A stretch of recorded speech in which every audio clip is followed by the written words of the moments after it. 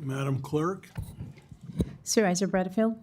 Supervisor Chavez. Here. Supervisor Magzig. Here. Supervisor Pacheco. Here. Chairman Mendez. I'm here. All present. Thank you. Okay, welcome to the November 18th meeting of the Board of Supervisors. We will begin with the invocation and flag salute. The invocation would be led by District 4. After the invocation, remain standing for the flag salute. I'll introduce, since August 1st, 2020, the Reverend Godemias Zorabian. I was close. Has served as pastor of St. Gregory the Illuminator Armenian Apostolic Church in Fowler, which is a large church, and it's been in existence for 95 years. You want to go ahead and come up?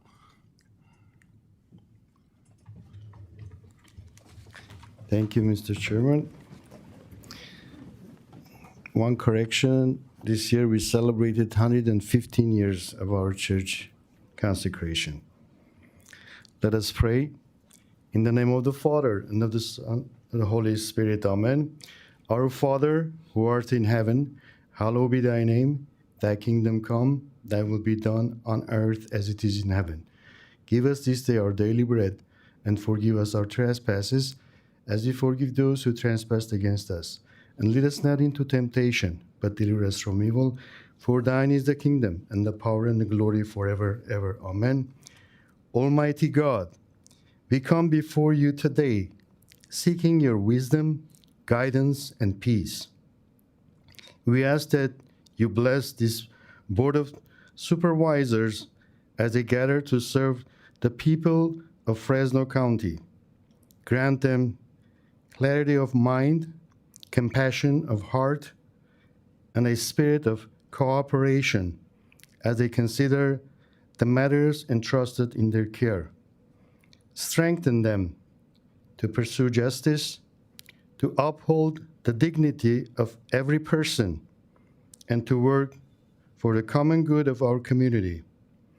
May your presence inspire unity, integrity, and hope in all that is done here today. O Jesus, wisdom of the Father, grant me wisdom that I may always think and speak and do what is good in your sight. Deliver me from evil thoughts, words, and deeds. Have mercy upon your creatures and on me, a great sinner. Bless our country, its leaders, and people who live in this county. In the name of the Father, and of the Son, and of the Holy Spirit. Amen. I pledge allegiance To the flag of the United States of America, and to the republic for which it stands, one nation under God, indivisible, with liberty and justice for all.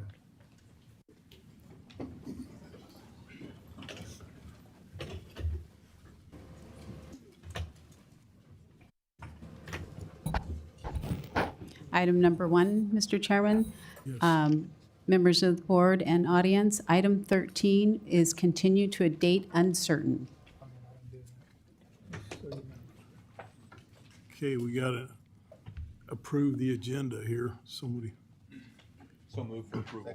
we've got a second by Supervisor Chavez. All in favor, so by saying aye. Aye. Any opposed? Hearing none, the motion carried. We now move to item number 2, approve consent agenda item numbers 23 through 55. Okay, does anybody on the board want to pull anything off consent? Does anyone in the public want to pull any consent items to be heard? Hearing none, I'll bring it back to the board. Got a motion? Second. All in favor, so by saying aye. Aye. Any opposed? Hearing none, the motion carries. Mr. Chairman, item number 3, the individual that was supposed to be here called in this morning and advised us that there was a family member who was ill and would not be able to attend, so we will mail the plaque to the individual. Okay, thank you. So that takes us to item number 4 under the Board of Supervisors. Presentation of retirement plaque to Brian Malikian, County Council, 35 years of service.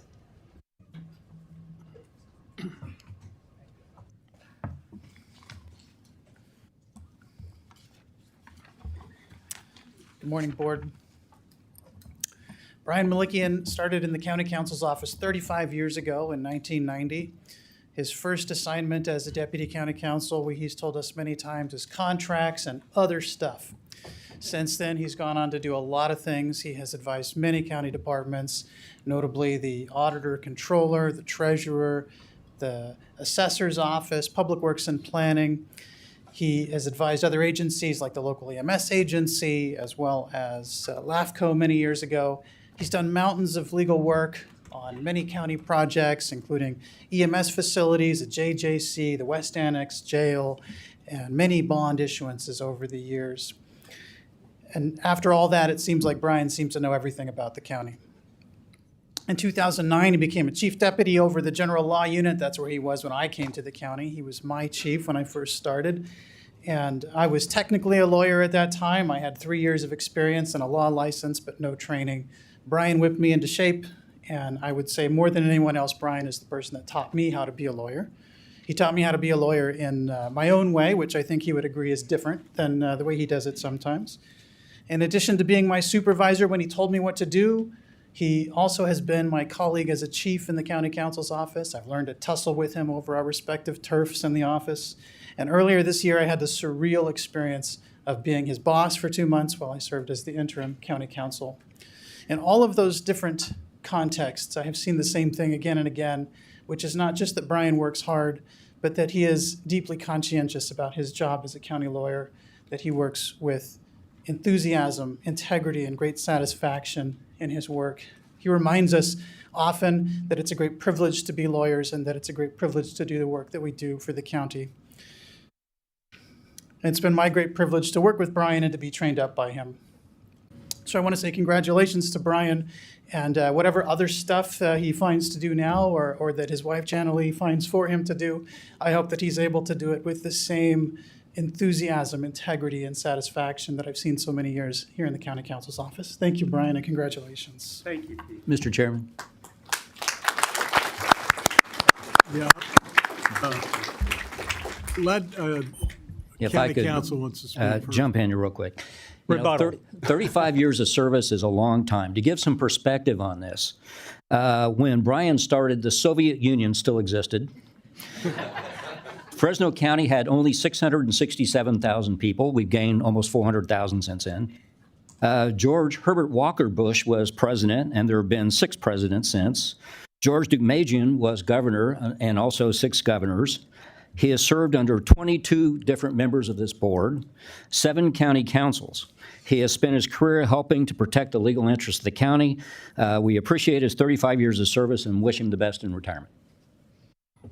Okay. Brian, the floor is yours. My turn? Yes. Oh, thank you. Mr. Chairman, members of the board, it's been an absolute pleasure. First, some thanks and then some comments. And I'm a member, I'm a former resident of District 4. I'm a product of District 4. My wife, Janalee, who you'll meet, is a product of District 2. So we have deep roots in our families here. Lots of thanks. It's the time of Thanksgiving, so I'll start with that. First, I thank God for putting me here at this time to serve this community. It's just been wonderful. I thank my parents, Chester and Gladys, who gave me a legal education. Thank my wife, Janalee, who let me do my work even when it was inconvenient. I thank the general law unit. They're standing behind me and they've been supporting me all the way. And when I asked them to do things, not only did they just do it, they did it with enthusiasm, and I was so thankful for that. And I'm so happy to have worked with Peter, both as my boss and as my colleague. And Peter has been the one who has always been the north in the office. He's always been the compass, or I set my compass to Peter because I have found that he always tests me, challenges me, and makes me think to keep on the straight and narrow. And I'm very happy that a general law unit, which I supervise, is in good hands with Lindsay Beavers, who's just starting to take over. So some comments. You know, it's been a great honor serving this community. I grew up here. I was born here. I enjoyed the work that I did. To take some phrase from John F. Kennedy, not because it was easy, but because it was hard. I was drawn to difficult assignments because I enjoyed them. But it wasn't all the projects. It wasn't all the work that was so exciting. It was that I worked with some really tremendous people, both in the office and among our clients, many of whom are here. And it's been a thrill to see them engage and to actually listen and then act on legal advice, which makes attorneys so happy. And when they disagree with us, that's even better, because then they got it and then they've decided what they need to do. So with that, I thank you all for the time here. Okay, any comments from the board? Go ahead. Mr. Maligina, I just want to thank you for your many decades of service. You're one of a very handful of people that I remember when I worked here for Susan Anderson back in the mid-2000s, yourself and Bernice and Vicki Day. And so I just want to thank you for the work that you did here in our community, in our county. And I remember your hair was a little bit darker back then, but you were always very sharp.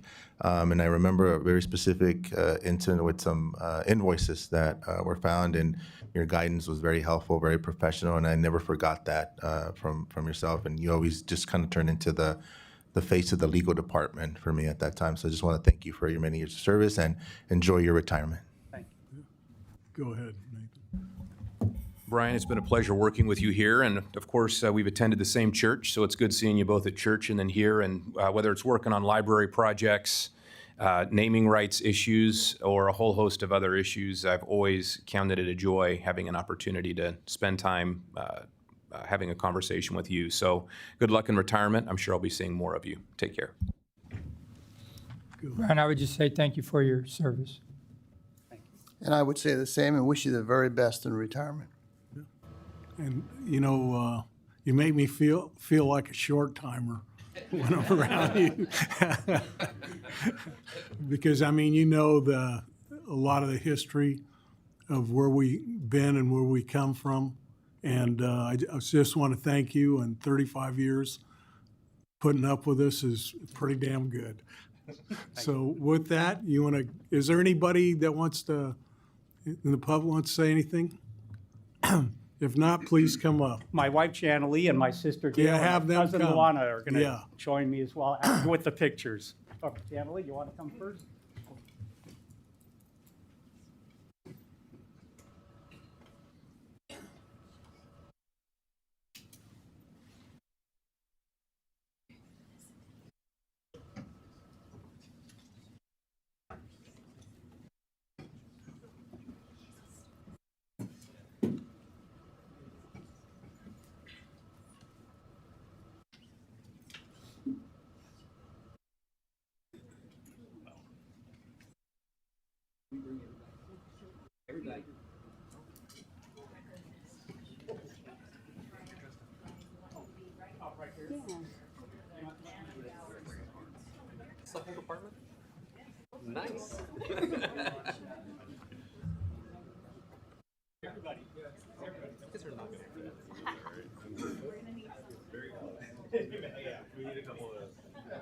Hi, how are you?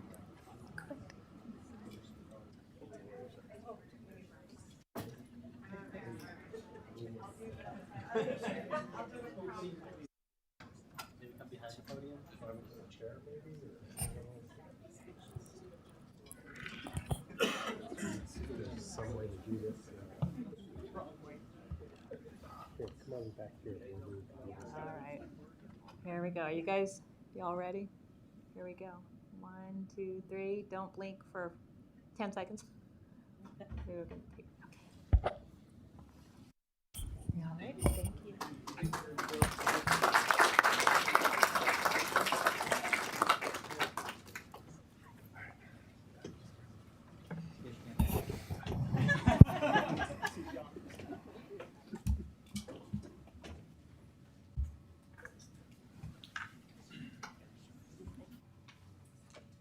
Thank you. We now move to item number 5 under Supervisor Bredfield, proclaim December 5th through the 7th, 2025 as the 2025 Toys for Tots Marathon Weekend in the County of Fresno. Go ahead. Yes, Board, I'm proud to sponsor this proclamation honoring the Marine Corps League's Toys for Tots campaign, which helps spread a message of love and hope to less fortunate children in our community. Every year, this campaign brings so much joy and happiness to so many children, and our board wants to recognize this tremendous charitable work. I know all the effort that's involved every year, and you do a phenomenal job. With that, I'd like to ask the coordinator, Fresno Madera Toys for Tots campaign, and Fresno County ITSD employee, Jessica Montano, to accept this proclamation and, of course, say a few words. Jessica, it's all yours. Thank you so much. So I do want to thank the board for continuing to support our program. I've been the coordinator now for 12 years, and we've had your support since then, from Supervisor Perea to Supervisor Quintero, now Supervisor Butterfield sponsoring the proclamation. So it really does help us tremendously to spread awareness, not only to the residents here, but also to the children that we're supporting know that they have the community behind them. I also wanted to thank the CAO and the PIO and her team, so Sonia Dosti and Gustavo Gutierrez, Joshua Dean and George Ook for helping me as well to make this happen for this year. And then I just wanted to mention we're having the internal toy drive for our County of Fresno employees beginning December 1st to the 17th. So a lot of the toys that we collect, we had several boxes last year, and so it does definitely help. Last year, we were able to help 58,000 children. That's up significantly from 2023, which was 53,000 children, and then we had we hovered around the 50,000 mark previous years to that. So we're actually expecting a 60,000 children need this year. So that's how many toys we're going to need. So the community support is definitely going to help us reach that goal. But because that need has been increasing, not only with just the need in general, but reaching out, our outreach is expanded a little bit more. I have my assistant coordinator with me here for Madera County. So we're using a lot of what we're doing here. The example that you are setting with the support, we're going to try to replicate that in Madera as well, so we can expand out there and reach some more kids that we know that are in need. What would you tell the folks out there how they can best get the toy to you? So our Hedricks Chevrolet is going to be our main hub. We did have a box delay, so I appreciate everybody's patience with that, but we're going to get those out this week. They can sign up on our website, fresno.toysfortots.org, to become a drop location. And then, of course, this marathon weekend for December 5th through 7th is the largest toy drive we have. I believe we collected right around the $50,000 or $60,000 donations monetarily, but we also had around 15,000 toys just from that one weekend. So we'll be there 60 hours straight. I sleep out there. We have shifts all night long, and they can come in, and it's a drive-through drop-off. We'll offload it for them, and we'll be out there all weekend, starting Friday at 5 a.m. all the way through that Sunday at 5 p.m. Amazing. Terrific. Thank you. Any comments from the board? No, it's a great program. Is there any public comment? Seeing none? You gonna make a motion, Gary? Yes, I'd like to make a motion to approve the proclamation. Okay, I'll second it. Thank you. Okay. Thank you so much. All in favor, signify by saying aye. Aye. Any opposed? Hearing none, the motion carries. Want to All come right. up? Thank you. Thank you. Yeah, come on. Thank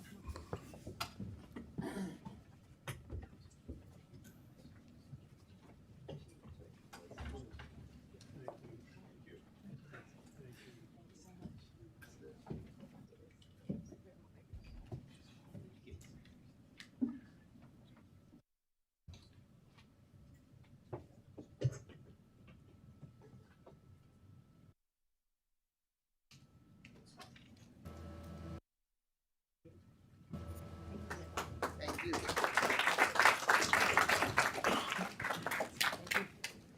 We now move to item number 6 under Supervisor Magzik and Public Health. Conduct first hearing to amend Fresno County Ordinance Code Title 10 to add Chapter 7.2, regulating and prohibiting the sale and distribution of kratom products in unincorporated areas of Fresno County. Waive reading of the ordinance in its entirety and set the second hearing for December 9th, 2025. Designate county council to prepare a fair and adequate summary of the proposed ordinance and direct the clerk of the board to post and publish the required summaries in accordance with Government Code Section 25124B1. Okay. Supervisor Magzik. Thank you, Chairman. So with this particular item, kratom, I had really never heard of this until just a few months ago. And actually, Dr. Vora, our public health officer, back on, I think on September 19th, was on a local television station talking about the dangers of kratom. And so as I began to do research, I reached out to the public health department after hearing what Dr. Vora had to say. And he, of course, just shared that kratom is something which is not regulated whatsoever. It has addictive characteristics to it. And a lot of people are using it, and children can even have access to it because there's nothing that limits the ability of kids or anyone from being able to buy this particular drug. And so as I worked with the public health department, I asked, is this something that doctors prescribe? And what they shared with me was, no, that was not the case. So what I would like to do, if I could have Joe and Dr. Vora both come up to the microphone, I want to just talk a little bit further about how we got to where we are today, because we've gone through a number of iterations of what a potential ordinance could look like, where at one point we were talking with the Sheriff's Department as well as the District Attorney's Office about prosecuting individuals who may be selling this particular item, to where we are today, where really it's an administrative ordinance. The whole goal is to limit retail sales of kratom, both in synthesized form as well as its natural form. And so, Dr. Vora, if you could talk a little bit about what you just shared back in September, and also, too, based upon your background in studies as someone who not only knows about infectious diseases, but also poison control and addictive drugs, if you could share a little bit, I'd appreciate it. Thank you, Supervisor, and good morning, everybody. In a nutshell, kratom is a substance that's well known to medical toxicologists like myself. Unfortunately, you're absolutely right. In a nutshell, it's unregulated, unpredictable, and underappreciated as a true cause of harm. So I'm so glad that we have the chance to talk about it today. I think that when it comes to addiction and drugs of abuse, there's definitely a great need for resources and education. At the same time, there's also a great need to work together with really all of the agencies that you mentioned in order to make sure that people have the information and the resources that they need to make good choices.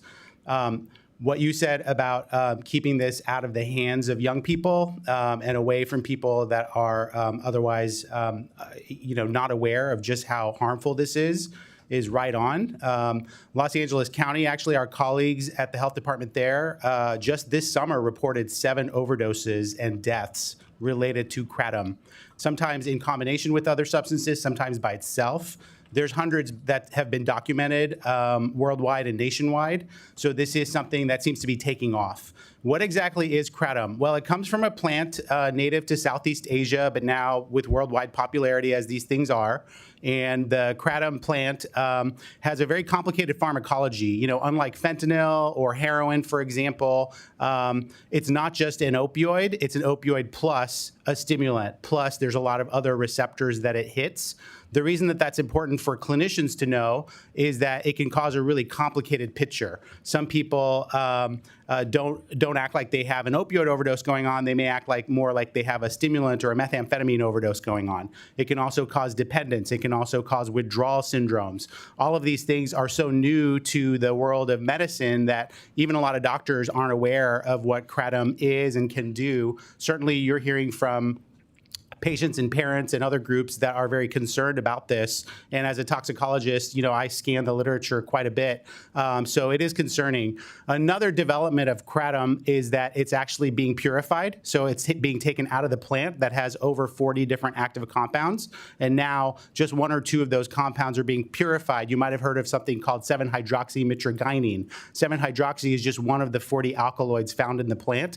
It's basically kratom on steroids. So kratom is bad enough by itself, but this is just a very powerful compound found within the plant. And that 7-hydroxy, which is now found in pills and capsules and many other formulations and just sold very widely, is actually something that's causing even more problems just because it's so potent.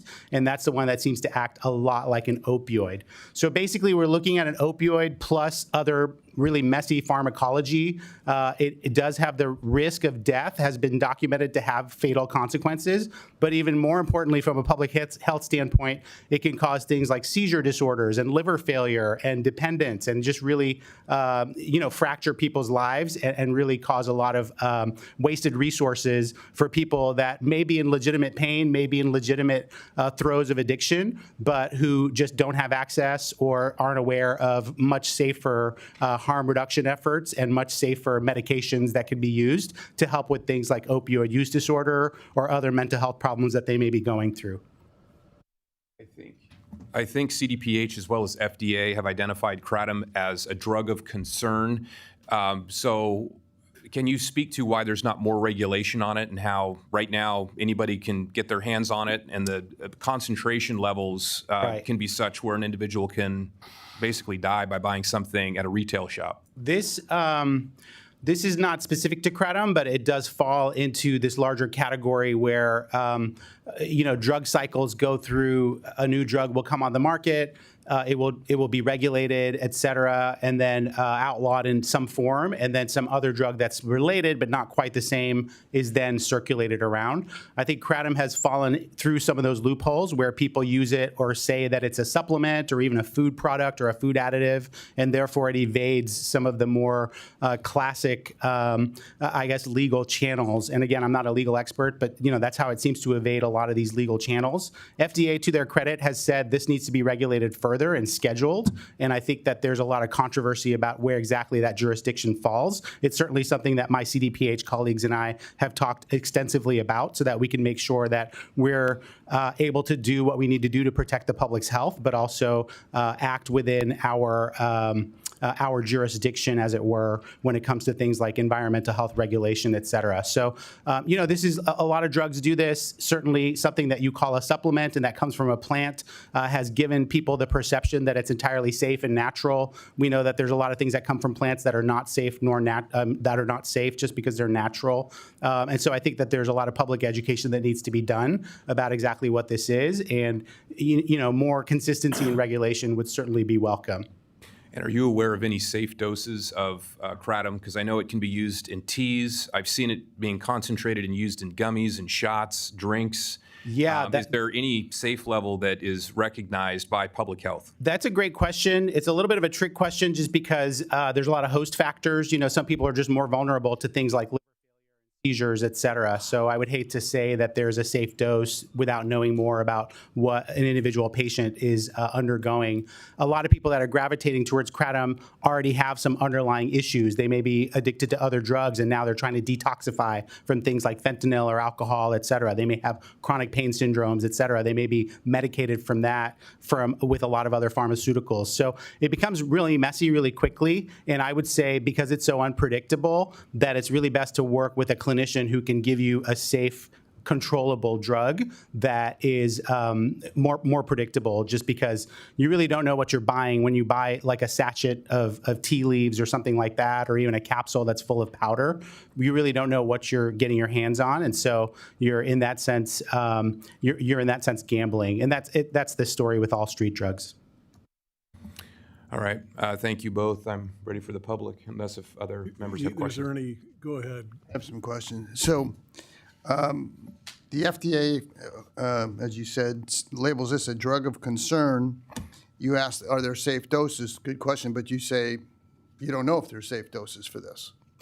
Well, not everybody dies from using it. There's people that are using it for, a long time at less than 5 grams, et cetera. But like I said, I don't want to be out there recommending a low dose of kratom out there just because it's had generations or centuries of use in Southeast Asia. But what I mean is that there's no standard for administering kratom. Correct. I mean, you take a medication, you say, take this pill, 20 milligrams, Right. 5 times a day or 1 time a day. Yeah. There's nothing like that for this. Right. Yeah. So if you actually know what amount milligram-wise you're taking of mitragynine, then we can have a conversation about what a safe dose of that is. When you're just buying something from the grocery store, you don't even know what's in there or how many milligrams that is. And that's why I say it's really, I think, irresponsible for us to say that there's a safe dose of store-bought items. Yeah.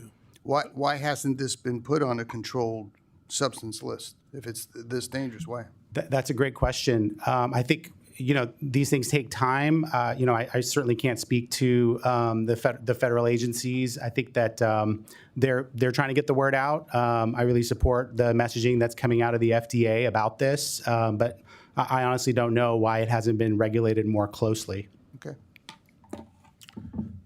Go ahead. Thank you, Mr. Chair. Thank you, Dr. Bora, for that presentation.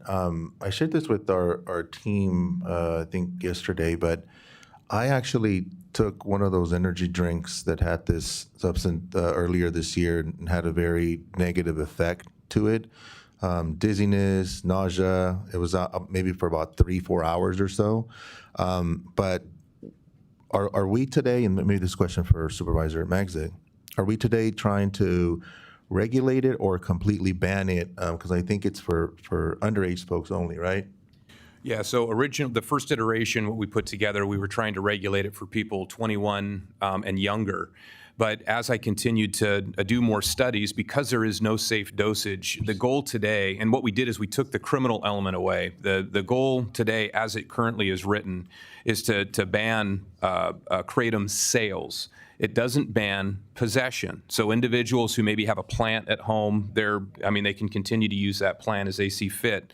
But retail sales of kratom products would be basically eliminated in the rural parts of Fresno County, where we have jurisdiction. So unincorporated areas, Calabar, Malaga, Fig Garden, those areas. But your anecdote is great, if I might interrupt. I mean, did you have any idea what you were drinking? I mean, there's really no warnings, right? I mean, there's really not a lot of education. The part that was more concerning for me, Dr. Burrow, was the fact that the bottles are kind of camouflaged to look like just energy drinks. Exactly. And when I saw them, they were mostly tailored to young people that are attracted to like bright colors and some of those like graphics that they have. And I think it was at a convenience store that they just had them out on the counter.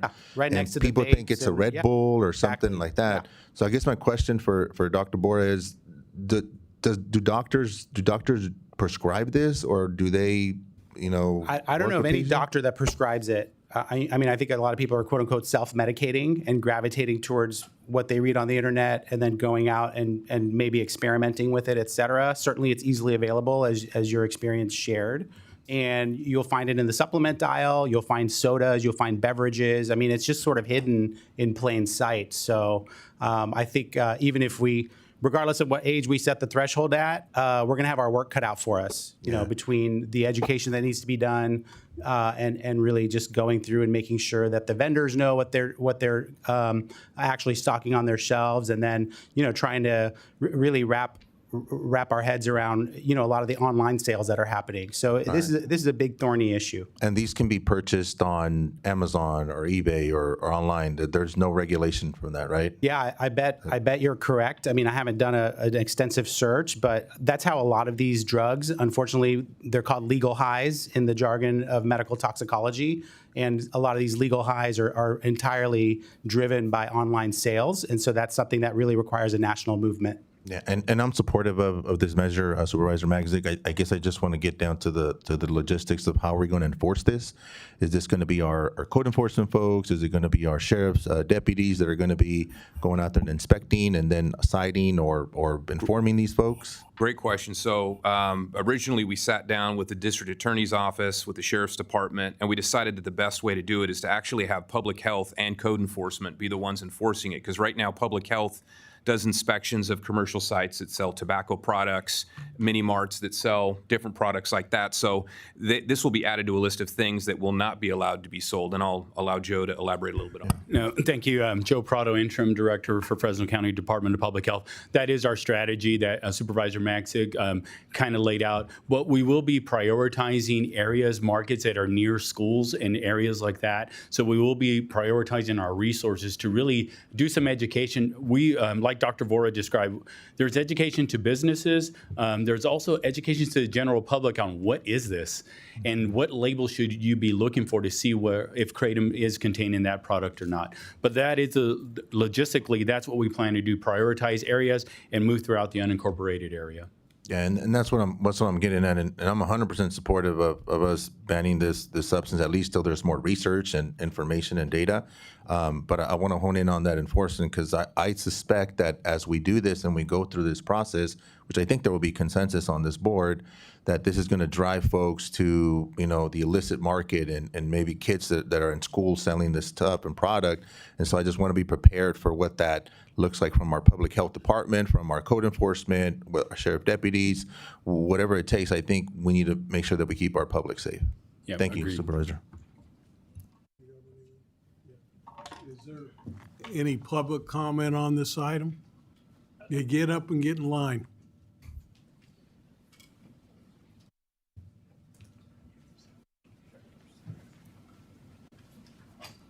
Hi, I'm Rich Greaves. I'm just a regular citizen. Everything that we're hearing today sounds very scary. I wanted to speak on my personal experience with Kratom. I've been using it for about 5 years. It was introduced to me from a family member who did quite a lot of research and, in fact, made a film about it. I, at the time, was drinking energy drinks, and it is something that I became addicted to. Now, over the course of my consuming energy drinks, I ended up losing my hair. 60% of my hair fell out, and I didn't know why. It was called alopecia, and I had to shave my head and walk around, and it was a little embarrassing, but I was introduced to Kratom, just the leaf, not the 7-OH, which I don't have much experience with. It's a pretty scary thing, I'm sure, from what I've heard. But I do know that the Kratom leaf allowed me to stop drinking energy drinks and to continue my pursuit of being healthy. The use of that actually helped me and my sister cut alcohol completely out of our life. Over the course of about 3 years, my hair grew back. Now, there's a lot that is unknown, and I definitely advocate for the research and study of the Kratom leaf, but to prohibit it completely concerns me. Concerns me that we're going to take access to people like me and completely remove it. And all the things that you pointed out about the illicit market and things that could go that way concern me. So I'd like to advocate for a closer look and not a prohibition of Kratom. That's all. Thank you.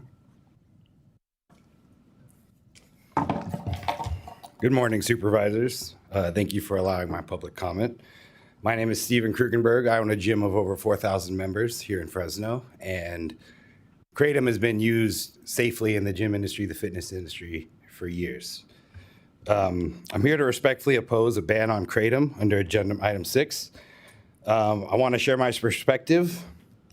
I come from a fitness and health-focused lifestyle where heavy caffeine consumption is extremely common, pre-workouts, energy drinks, stimulants, and multiple cups of coffee just to function or train.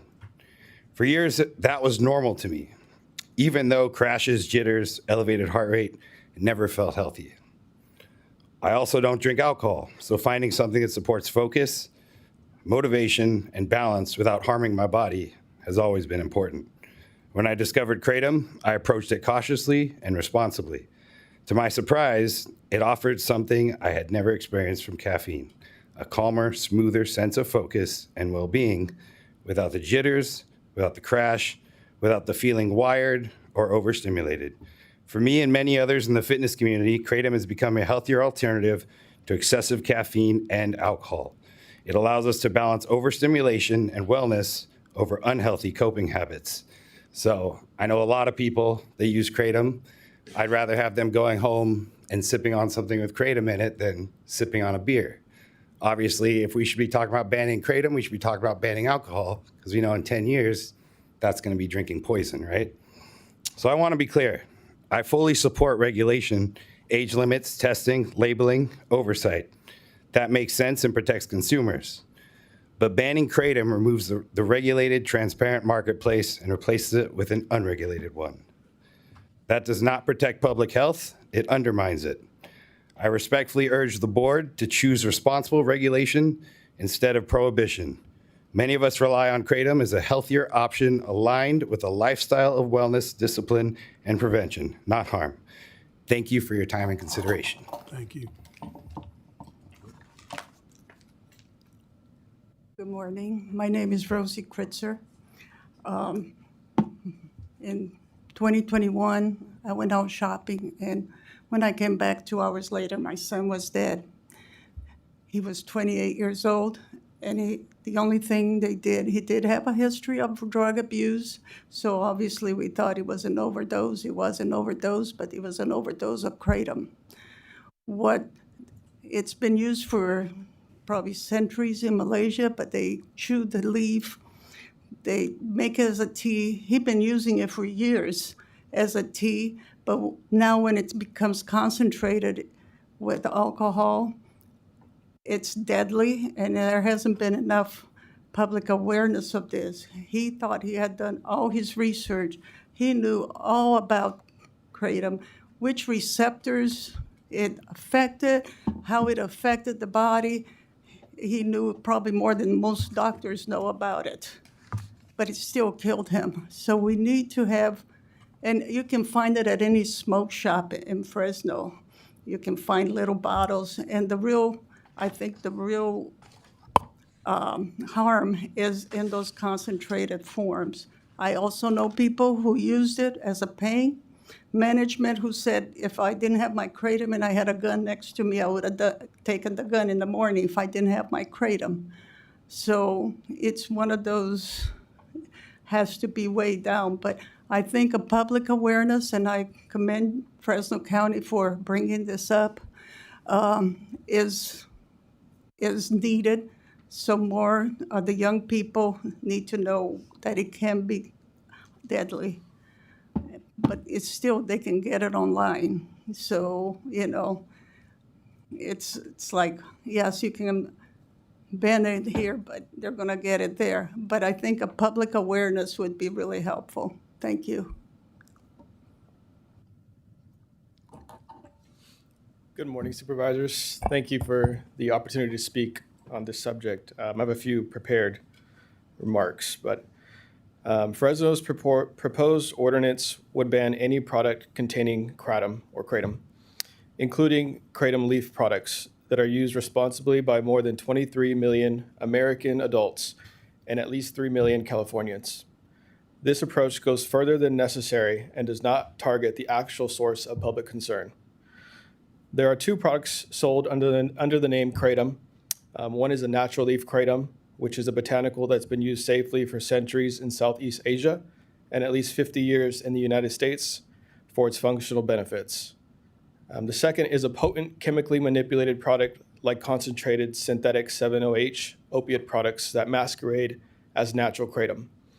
These manipulated products are highly potent, have opiate-like effects, and are the cause of reports of adverse events, poison control spikes, and 6 deaths seen in LA County. On July 29th, the HHS, FDA, and DEA announced coordinated federal action to schedule concentrated synthetic 7-OH that is found in the novel opioid products as Schedule I control substance. Crucially, the FDA made it exceedingly clear that the recommendation applies only to the products containing concentrated, unnatural levels of 7-OH, not natural kratom leaf products that contain minute amounts of natural 7-OH. In some cases, it's less than 0.05%. The Fresno ordinance conflicts with this guidance from the federal government. Additionally, Orange County, Riverside, Laguna, and Huntington Beach have already addressed this issue by restricting and banning concentrated synthetic 7-OH products above 2% of the alkaloid fraction, and whilst preserving adult access to natural kratom products. Irvine and Santa Cruz have recently moved toward the same targeted public health-based framework. As currently drafted, the Fresno proposal does not align with the policy models of surrounding jurisdictions. If Fresno wishes to act, it should follow the federal government, ban products containing 2% or more of concentrated synthetic 7-OH, and allow regulated access to natural kratom products. This approach targets bad actors and dangerous products, aligns with the FDA and the DEA guidance, and maintains consistency with neighboring counties. Thank you. Thank you. Hello. I apologize, I didn't print my notes, and I don't have my glasses, so I'm looking at tiny font. Hi, my name is Allison Smith. I'm the Director of Government Affairs for the Global Kratom Coalition, and I am here to speak on behalf of those who cannot be here either due to disability or they work a 9-to-5 job and can't be here. Fresno's proposed ordinance would ban the sale of any product containing natural kratom, including the products as mentioned that are used by 3 million Californians approximately. I understand that Supervisor Magzik says that this is just a blanket ban, however, sales ban, excuse me. However, this approach goes further than necessary and it does not target the source of our concern. We ask that you protect natural choice and penalize the dangerous products. There is a line that needs to be drawn.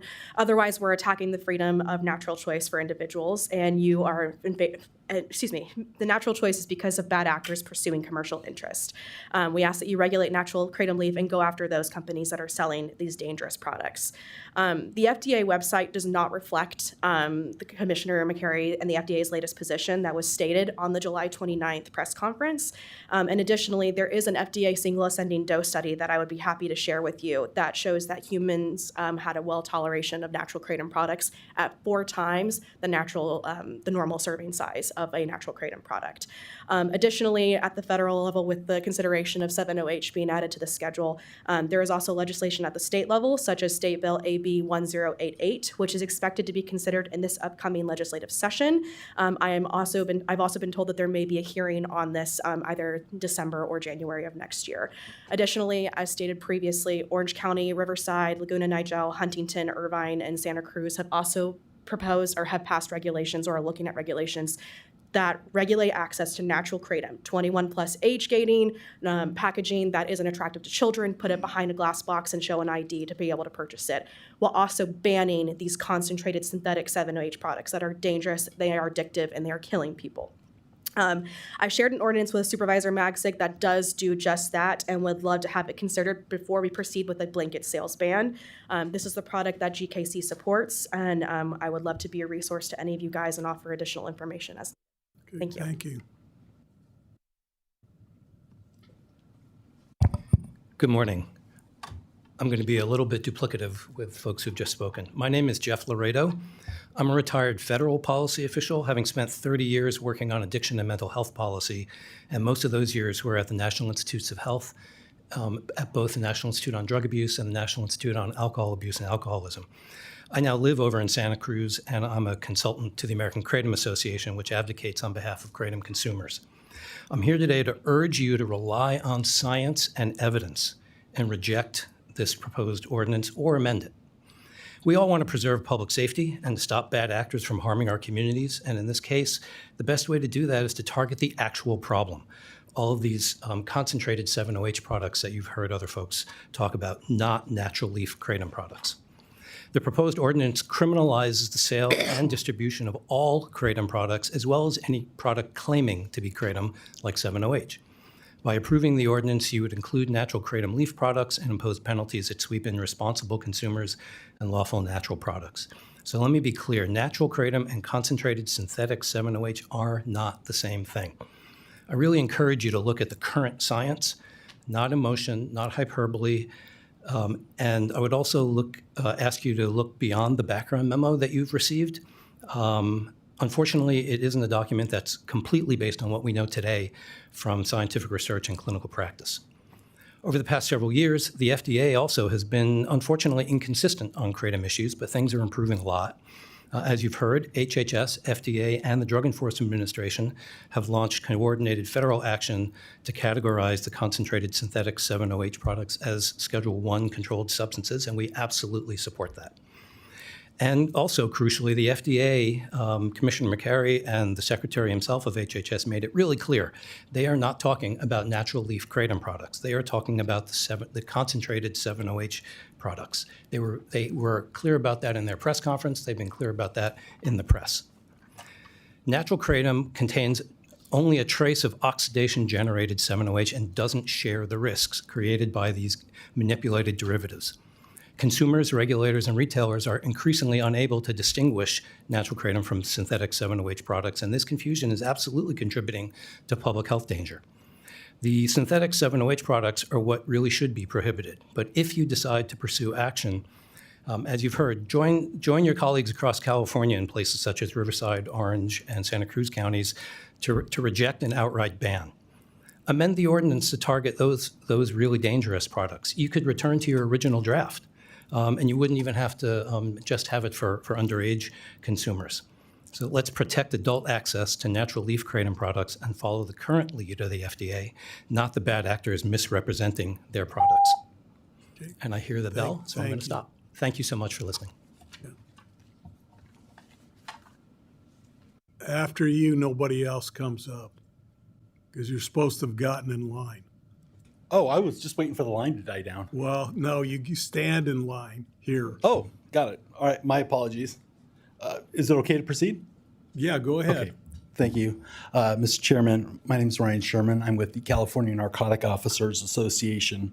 Wanted to chime in here on this issue. We've been working on this issue around the state with many of the local jurisdictions that have been mentioned earlier. And we're here to express our strong support to prohibit the sale and distribution of concentrated synthetic 7-hydroxymetragenine, 7-OH, here in Fresno. 7-OH is the psychoactive component of kratom leaves and is being synthetically concentrated into various products that are sold in gas stations, smoke shops, and other retail and online venues in the county. They're often promoted as dietary supplements claiming to address a broad range of issues. These products come in such forms as tablets, gummies, drink mixes containing synthetic concentrated 7-OH, which significantly increases its adverse and potentially life-threatening effects. High doses of concentrated synthetic 7-OH, when it is co-used along with alcohol or other sedatives, can cause severe respiratory depression and death.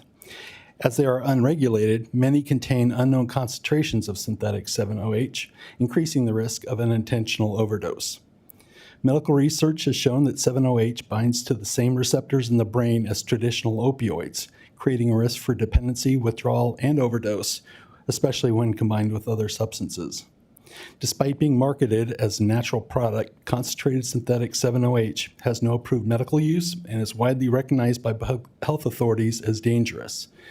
As was stated earlier, in July of this year, the FDA issued warning letters to firms for illegally marketing of concentrated synthetic 7-OH products, and they indicated, quote, 7-OH is not lawful in dietary supplements and cannot be lawfully added to conventional foods. Additionally, there are no FDA-approved drugs containing 7-OH, and it is illegal to market any drugs containing 7-OH.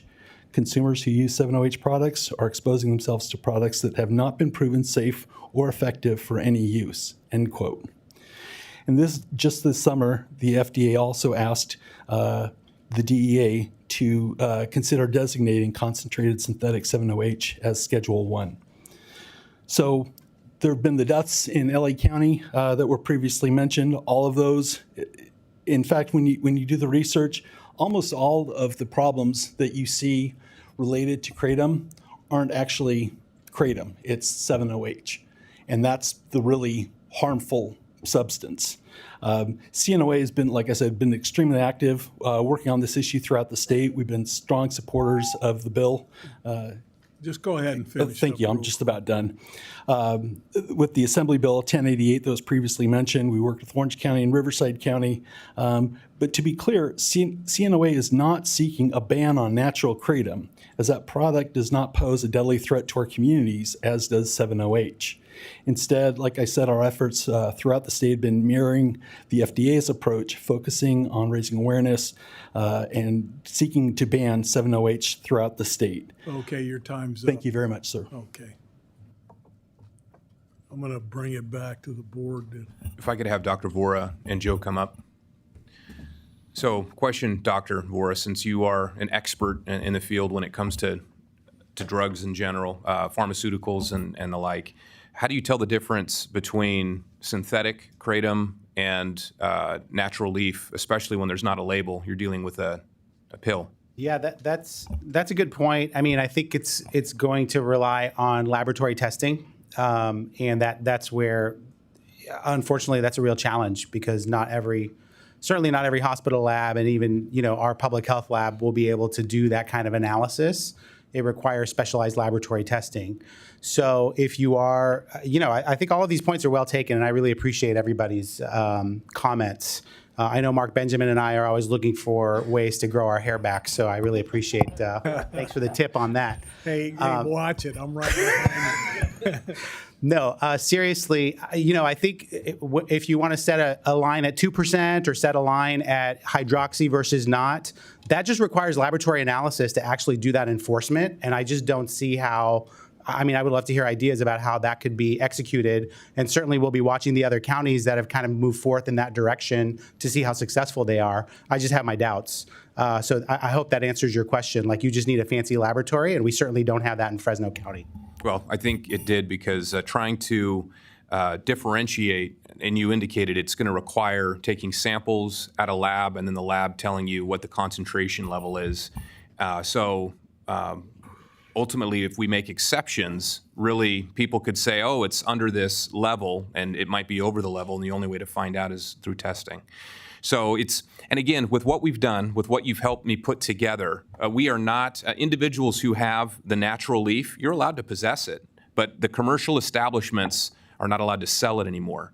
And a lot of those commercial establishments are near schools, and the goal is to really keep this out of the hands of kids. But also, too, I heard you say there is no safe level of kratom to use, because it affects people differently. So again, if I've misunderstood anything, please correct me, Doctor. Well, I think that the multiple commentators did add that the 7-hydroxy is the real dangerous element in all of this, and that's certainly true. However, it's really hard to know what you're getting into, just because the supplement sort of arena is really the Wild West. I mean, it's not very well regulated. Those companies don't have to be honest about their labeling. So certainly, bad actors can get by with a pass, and good actors that are trying to do the right thing and trying to do their testing and their labeling honestly, unfortunately, it's really hard to parse out who those folks are. So that's what makes this so complicated and so thorny, aside from the larger issue of things like online sales. Yeah, so the main problem is it's unregulated, so people can put whatever they want on the label, and it's not illegal technically. Yeah. Go ahead, Bruce. Mr. Chairman, I would just add my comments. When I first saw this, I thought we're kind of throwing the baby out with the bathwater. And before it was age restricted, we were here to protect our youth. And now we're kind of telling adults what they can and can't use. I've heard discussion, I've listened to the items, and to me it seems clear that there's two types. There's a leaf, and then there's a concentrated kind. And we're going to tell people not to do it. I appreciate Supervisor Magzig about you saying you're just going to eliminate it from commercial establishments by schools and things. I can appreciate that. And then I like the fact that you also stated it's not illegal to possess. So I'm a little bit conflicted on this, because we're really not doing anything other than banning it from being sold in the county, because technically we can go online and I can have it shipped to my house today. So for the aspect of keeping it away from the kids and that, I can appreciate. But the complete ban on adults that have come forward, said they've used it for years, they do the leaf. To me, it's clear there are two types. And it's like all drugs. If you want to use the other one, then you suffer the consequences with doing that. But if you want to use the leaf, we're getting out of our lane, and we're going above and beyond, and we're going to regulate something that the FDA and the state of California hasn't even regulated yet. So to me, it always seems we want less government, and we're going to make more government. Yeah. How do you justify that? Yeah. Well, let me speak to. Yeah. Go ahead, I'm done. Okay. Thank you. Well, again, Here's some of the I'm things that conflicted. I'm conflicted. I seen this item when it was thought to be put on last meeting. I said, this isn't even close to being ready. It's got to wait another meeting. And then I was okay with under 21, okay, we're going to put it, I call it put it behind the counter. Okay, I was okay with that. And then it changes on Friday. It's like we, this is the only problem when we do these kind of things is sometimes we try to get them on the agenda, we want them on the agenda, but they're really not ready for prime time. And I think that's really where I see this right now. We need something. There's no doubt about that.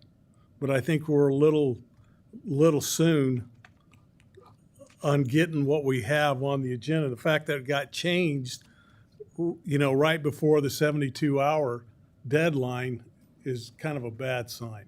I'm just saying that and you know me, I'm kind of a wonky guy on, I like to see things out plenty of time that they can be digested, not, right before the time they need to be published. So go ahead. Yep, appreciate that. So one of the reasons for the changes that happened is as we were trying to really protect kids under the age of 21, and we took a look at, and I started asking the question, what levels of kratom are safe? And we came to the conclusion that there are no levels that are safe. And a challenge with it is I felt that the way that the ordinance was written, it made it sound like Fresno County is legalizing kratom for those who are 21 and older. And so I had concerns with that when I continued to reread the ordinance. And on Monday, I started working on a fix. And I reached out to Joe and I said, I got a problem with this because really I'm not aware of any county, any city that is saying kratom is okay. And I talked further with Dr. Vora about it. I'm like, is there any safe level of kratom? And he indicated no. There's not. It affects people differently, and so that's what caused the change to happen. And so, and to Buddy's point, I agree. The reason this was pulled off from last meeting and needed some additional work to be done is it wasn't ready. Yeah. And sometimes as you're working on something, it's not ready until a few days before the meeting. And I think where we are today, it is ready. The challenge I have where I'm hard pressed with this is the fact that the FDA has identified this substance as being a drug of concern. We've heard from people here today who've indicated that they've had loved ones who've passed away from it. And we know that in Los Angeles, just over the course of the summer, 7 people died because of kratom and then other drugs that were in their system as well. And so I'm left asking the question, this is something right now that anybody can buy. Kids can get it, adults can get it, and it's having adverse impacts on people in our community. I know when we stepped forward and really pushed against fentanyl, when no one knew what the heck fentanyl was a few years ago, a lot of people were kind of scratching their heads, and then they used Fresno County as a model moving forward. So for me, with the ordinance as it's written, I think it's even more simple than it was compared to where it was going to be at the last meeting, because our inspectors have to be the ones that go forward in these facilities. They don't have labs with them, so if they're going to be identifying substances with kratom, it needs to be a simple process for them. And so I tried to create something that was as simplified as possible. Any other questions? Yeah, I have a question, Dr. Vore. Come on.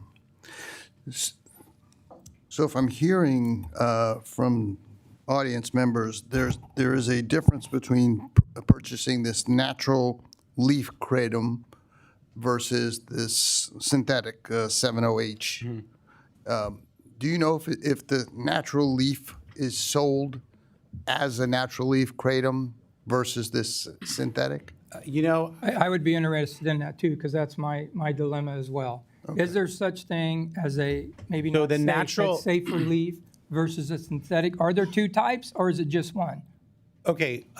Conflicting things. Let me answer in a long-winded way and draw a parallel. And this is, you have caffeine, you have the beans from the coffee, and we all enjoy beverages. You see caffeine. I see caffeine in front of you right now. Did you know that they also make ultra-concentrated caffeine powder, and that teenagers that are up all night studying or people that want to work out, et cetera, will actually eat spoonfuls of caffeine powder, pure caffeine powder, and it doesn't go well. It's a dose issue. In toxicology, we say the dose makes the poison. With kratom, what seems to be happening is you can ultra concentrate some of the compounds that are found in the leaf, especially that 7-hydroxy. But like I said before, and I'll say it again, this is the Wild West. We really don't know what other compounds are being put in to these substances. And whenever you buy a capsule that's full of brown powder, yes, that might be just somebody crushed up a leaf, but that might be also somebody sprayed something else on it, et cetera, et cetera. It's not regulated by the FDA the way that your other pharmaceuticals, the way that your Tylenol, your aspirin is regulated. And so you just are opening up this Pandora's box. It's not specific to kratom. There's a lot of supplements that also fall under this problem, but we know supplements are inherently unsafe because they're unregulated. So in the same way, I'm not at all surprised to hear people say the 7-hydroxy sort of synthetic, it's not synthetic, it's just purified version of that leaf is more dangerous. But the original leaf could have high concentrations of that or something else in it. We just don't know.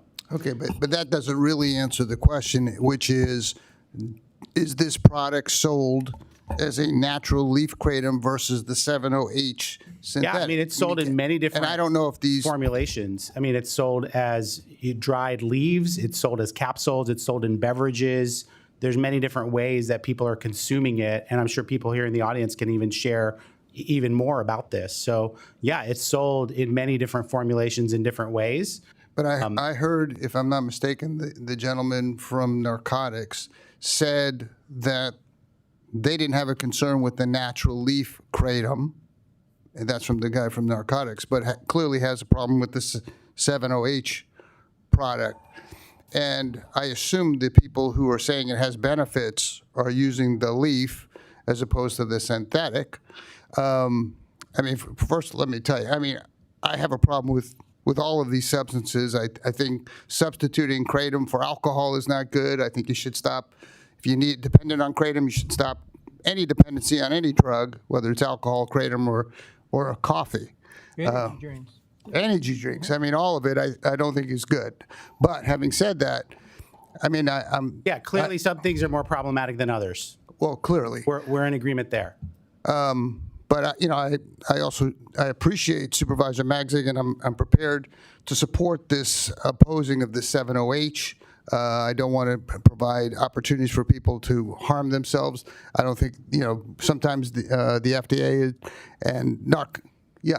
Can I interrupt you? Yeah, go ahead. If I was a retailer, all I would do is take that 7-OH off the label. I mean, do you see the problem with this? Is like exactly because it's unregulated. You understand? I mean, and that's so easy to do, and there's such a market for it, and there's so much demand for it. I just think that that's again, there's no perfect answer here, and we're going to have to make a compromise either way. But I'm just letting you know that if we do ban the 7-OH versus the leaf, that there's going to be a huge incentive for people to just mislabel the product, which is probably already happening anyway. But that's, if you're a retailer if you're a bad actor out there, then that's exactly what you're going to do. And that may be a risk that we have to take. Can I invite the person from the narcotics up to ask him a question?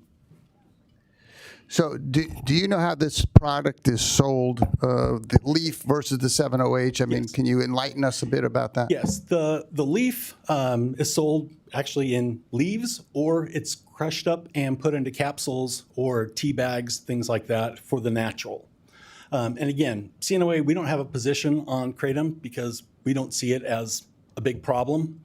The 7-OH is the problem. That's why the FDA is looking to have only 7-OH set at Schedule 1. The FDA has made it very clear they're not touching kratom. So, but the 7-OH is a synthetic form of kratom. Yes, exactly. And so it's like you take, a poppy plant, which has, opium in it. But if you were to ingest a poppy plant, you would get a certain response. It would be nothing like taking that same amount of heroin. Okay, the two have nothing to do with each other. There's, like with methamphetamine and with, the stuff you have to get, Sudafed, thank you. Mine was blanking. We actually ran that bill about 10, 15 years ago to get it enacted. But the Sudafed People take it for colds, runny nose, all that kind of stuff. It's, dosed out and you know what you're taking. Somebody explained the difference between kratom and synthetic 7-OH as comparing Sudafed to meth, because it's the fully synthesized, they're taking this one alkaloid that's in there, the 7-hydroxy, and they're amping it up, 100, 200, 500 times. I mean, you can buy these little pills of hydroxy, and to the labeling point, if they were to mislabel what they're selling, the whole reason that 7-hydroxy sells is because people know that that's the product they want, because that's the product that's going to get them high. Okay. Do we know, Supervisor? Thank you. Thank you very much. The ordinance that was passed in orange and the other one, how they differentiated the two in their ordinance, do you know? Yeah, so some of them specifically call out the 7-OH, and then others also, in addition to that, any products that have this are handled similar to tobacco, where they're kept behind a counter, so kids can't get a hold of any of it, which I think is very important. But then when it comes to the natural leaf products, still adults, can buy that, but concentration levels, I think above 2%, are banned in general. So that's what I've seen in other counties. And to get support of the board, I think this is definitely it is a product of concern. Yep. And to the extent that people's liberties and freedoms are preserved, I want that too, absolutely. But because of what I've discovered the last few months, and then working with public health department, I think doing nothing is a problem. And so I'm willing to amend the ordinance slightly, making an exception for natural leaf products, and specifically calling out 7-OH products with concentration levels above 2% as also being banned. And to protect kids, originally the ordinance identified these products as being behind a counter with tobacco products. I'm willing to put that back in there as well to gain the support of this board. But I think we need to do something to protect kids and to make the public aware that this is something that we're definitely concerned with. Well, I appreciate. I would I'm sorry. support that. I'm sorry. Yeah, I was going to say, I would support that Go ahead. as well. I would agree with the chairman. If maybe you could go back and make those changes, because if we do it on the fly here, it never quite comes out right. I fully support your intent in protecting our kids. I just think this went a little far. And for me, I got a great education today. I believe there's two different types. And the one that you want, we should completely get rid of. So for me, if you could differentiate that and refine this, I would be in full support, but I can't support it as it is written today. Perfect. And what I would suggest, this will have to come back regardless, because anytime we pass an ordinance here, it's got to come back for a second reading, and then it won't take effect for 30 days after that. Doug, do you feel that you've been given enough direction based upon my comments to incorporate those changes once I make a motion to be able to bring back for the second reading an ordinance which includes that in there, those protections? So in the definition of what we were banning, we would accept out natural leaf products of kratom. Is that correct? That's correct. But I want to make something really clear that Dr. Vora said. They can say it's natural, and they could have enhanced it if it's in a capsule form, correct? See, this is a problem. This is a federal problem and a state problem, is what makes it hard for us, because it's, like he said, this is the Wild West. There's no standards. That's the only problem with this. Well, I might add that if you confined it to the leaf form, that would be less of a concern. It'd be easier to identify it. Yeah, absolutely. As opposed to compounding it with something else. Yeah, absolutely. So what I would do is I would make a motion for the ordinance with the modification saying that natural leaf form kratom is still allowed to be sold, but only to those who are 21 and older. Anything that has the 7-OH concentration levels at 2% or lower are allowed, but that has to be behind the counter with tobacco products where people have to produce identification to be able to buy those. Should be behind the counter. Well, currently they're not. Yeah. Currently everything is on the counter. Yeah, right out in front. So I would make those modifications, and that would be my motion. So you're removing the ban of the 7-OH? And just saying, Well, no. So 7OH with concentration levels, which 7OH with concentration levels above 2% banned. and, okay. Anything under that is Behind the counter. allowed. Yeah, and behind the counter. If it's in the natural leaf form. And naturally formed is not banned. That is allowed. Right. Yes. Just a quick question for our legal counsel. The one of the speakers, I think it was Ms. Allison Smith, mentioned that there's some state legislation working its way through Sacramento. Should that state law pass, would that supersede what we're doing here locally, Doug? It would depend on the legislation. Sometimes legislation intentionally preempts local regulations, and sometimes it doesn't. So we'd have to see what the final form of that legislation would be. I'd be supportive, Supervisor Maxson, with the modifications that you're making, just ensuring, and I think to Chair Mendez's point, he's right. What would stop somebody from just labeling it that other type, the leaf product, right? And then we're in a space where what's our enforcement going to look like? But I'm willing to go down that path just because I think the intent of what you're doing here today is to try to keep kids away from this stuff. What they shouldn't be anywhere close to this. And I just looked up. I think it's important for the public to see. These are all the types of products that you can actually buy. I mean, it's teas, it's drinks, and look at how they're marketed. They're not marketed to boomers or Gen X or folks or whatever the term is that they use now. They're marketed to young people.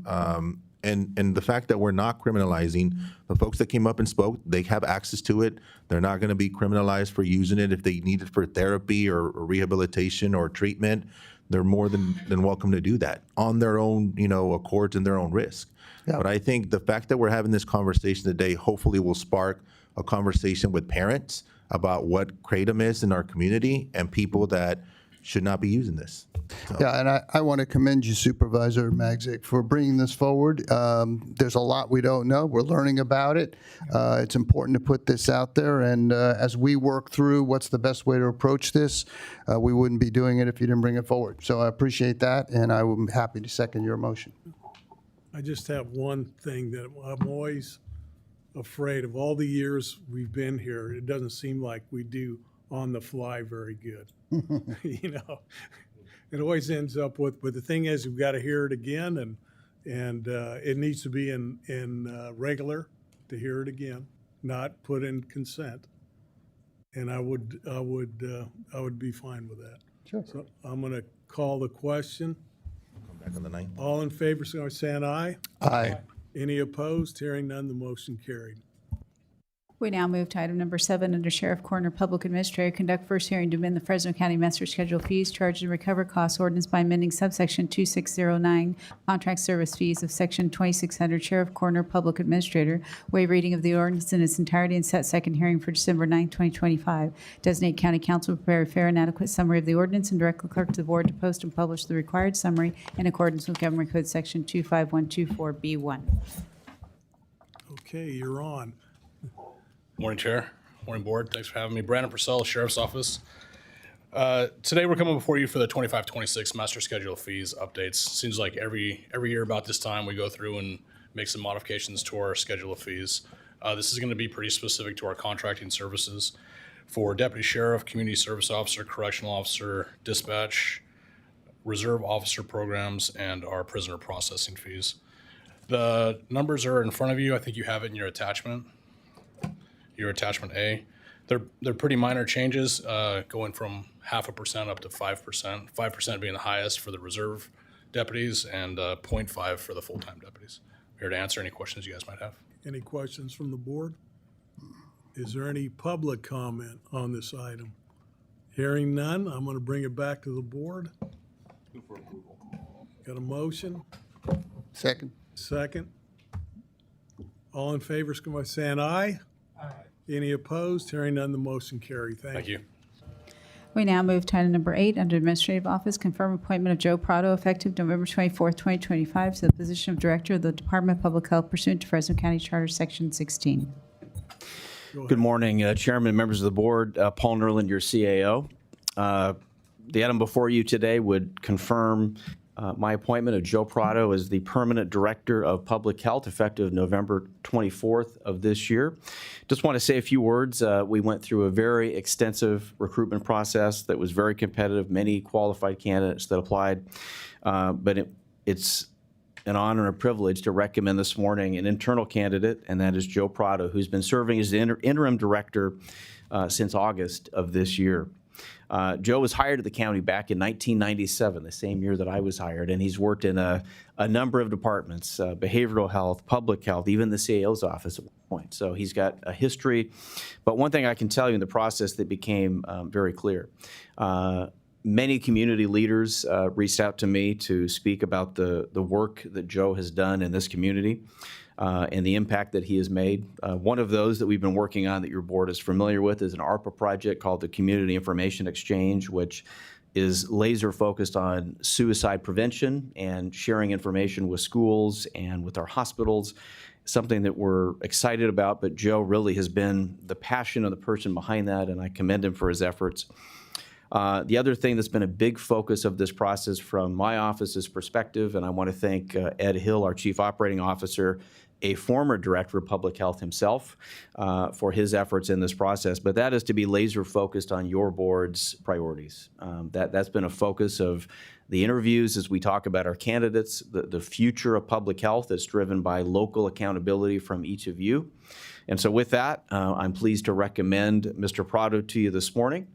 And I'm sure he may have some comments as well, but I will turn it back to the chairman for any questions that you may have. Any comments from the board? Go ahead. Yeah, thank you, Mr. Chair. Thank you, our CEO, for that introduction, and congratulations to Director, now Permanent Director, Prado. I did not know your name was Omero. Yes. We just called you Joe, but I do want to publicly thank you for the work that you've done, and I think your position is very unique, where you're not just an administrator, a manager on the technical piece. You have to actually also have the trust of the community because they're taking advice from you on public health matters, and I think you've done that. And I say that not just in my new role, but as you recall, I was the chair of the COVID subcommittee on the city side, and you were our liaison, and you provided us with information during the difficult time, and you always did that in a very professional manner. And when you spoke, I think people trusted what you said. And so I just wanted to publicly thank you and commend you and welcome you. And now we can take that interim title off and say you're permanent now. So, by the way, your first day you had to deal with Kratom. So I think you'll ever forget that. We'll never forget it. So with that, thank you, Mr. Chair. Go ahead. I've been here about 9 years and have enjoyed working with you. And it seems like really the last 5 or 6 years have been anything but normal, whether it's dealing with COVID or the fires, other health issues, communicable disease outbreaks. There's been a lot of different things that we've gone through, but you've been there. You've been a steady hand, and look forward to having you run the department permanently as its new permanent director. So congratulations. Thank you. Gary? Yeah, I also want to commend you for taking over. I'm going to support you today. I just want to say that, I want the Department of Public Health, and I've said this publicly, not to be involved in woke policies anymore. Just present facts, public health issues, basically not encouraged people to be forced to mask in hospitals, not to be forced to take vaccines that they don't want to take. Remembering in COVID when we had people from the county saying kids should not be in school, and we're mimicking all of Fauci's ridiculous, stupid, and wrong comments. The county was doing that. I hope that's not repeated anymore. That we will not be purchasing rainbow condoms and lube at gay pride parades. We will be simply handing out information which is appropriate. And I will expect that to be a part of public health, where there is solely sound public health policy being espoused and freedom of choice for people to make their own decisions regarding their health. And with that, I wish you the very best, Joe, and I will certainly support your efforts, and I will support you today. Great. Thank you. Ron? Thank you, Mr. Chairman. I too add my support. I had the privilege of working with Joe during all our voluntary clinics on the west side to vaccinate our essential workers. You definitely rose to the occasion, adaptable, and adequately got the job done, always in a professional manner, and that and many other topics that we've had over the years, you've always risen to the occasion. I appreciate that. I will be supporting the recommendation today as well. Thank you. I also support, the recommendation. I think you've done a stellar job.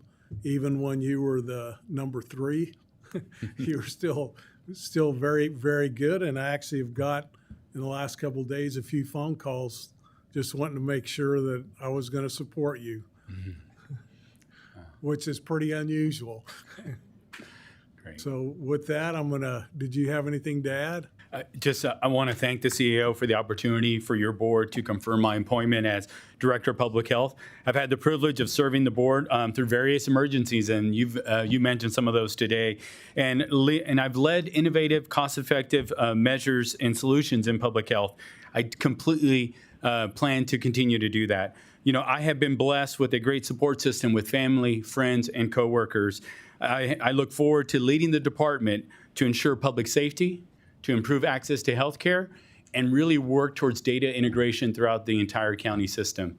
And just to let you know, with me today is my wife of 31 years, Gladys Prado. And unfortunately, my daughter is feeling ill. She's not here today. But thank you so much for your appointment today. Okay. Is there any public comment?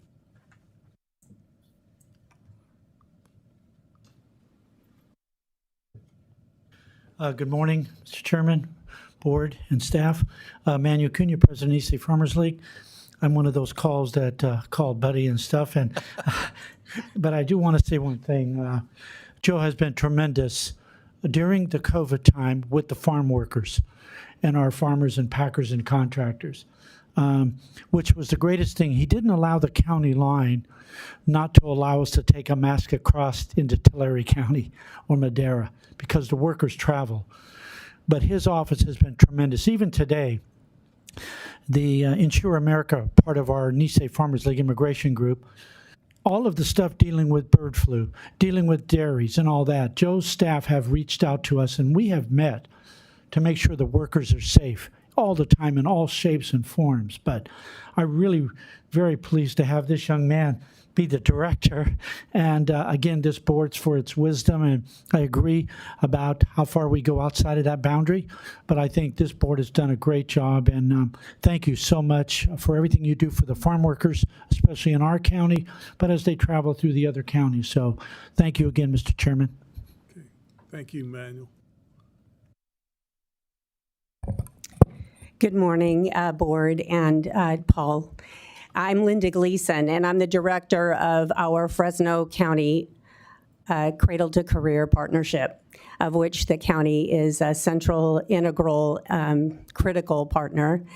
I wanted to just publicly say that on behalf of the partnership, which represents 10 sectors and has over 100 organizations, institutions, and organizations as part of this partnership for the purposes of measurably improving our academic outcomes and ensuring economic mobility for our citizens. Joe has been a essential partner in our ability to identify system gaps and convene and contrive innovation that are really taking our county in many ways to a new level. The county's been a willing and valuable partner. Joe has been, again, essential in the work that we've done together. And I appreciated him as a thought partner, as a key strategist, and as a friend. And I am grateful for the approval of the board today. Thank you. Okay, with that, I'll bring it back to the board. I'll move for approval. You got a second? All in favor, so by saying aye. Aye. Any opposed? Hearing none, the motion carries.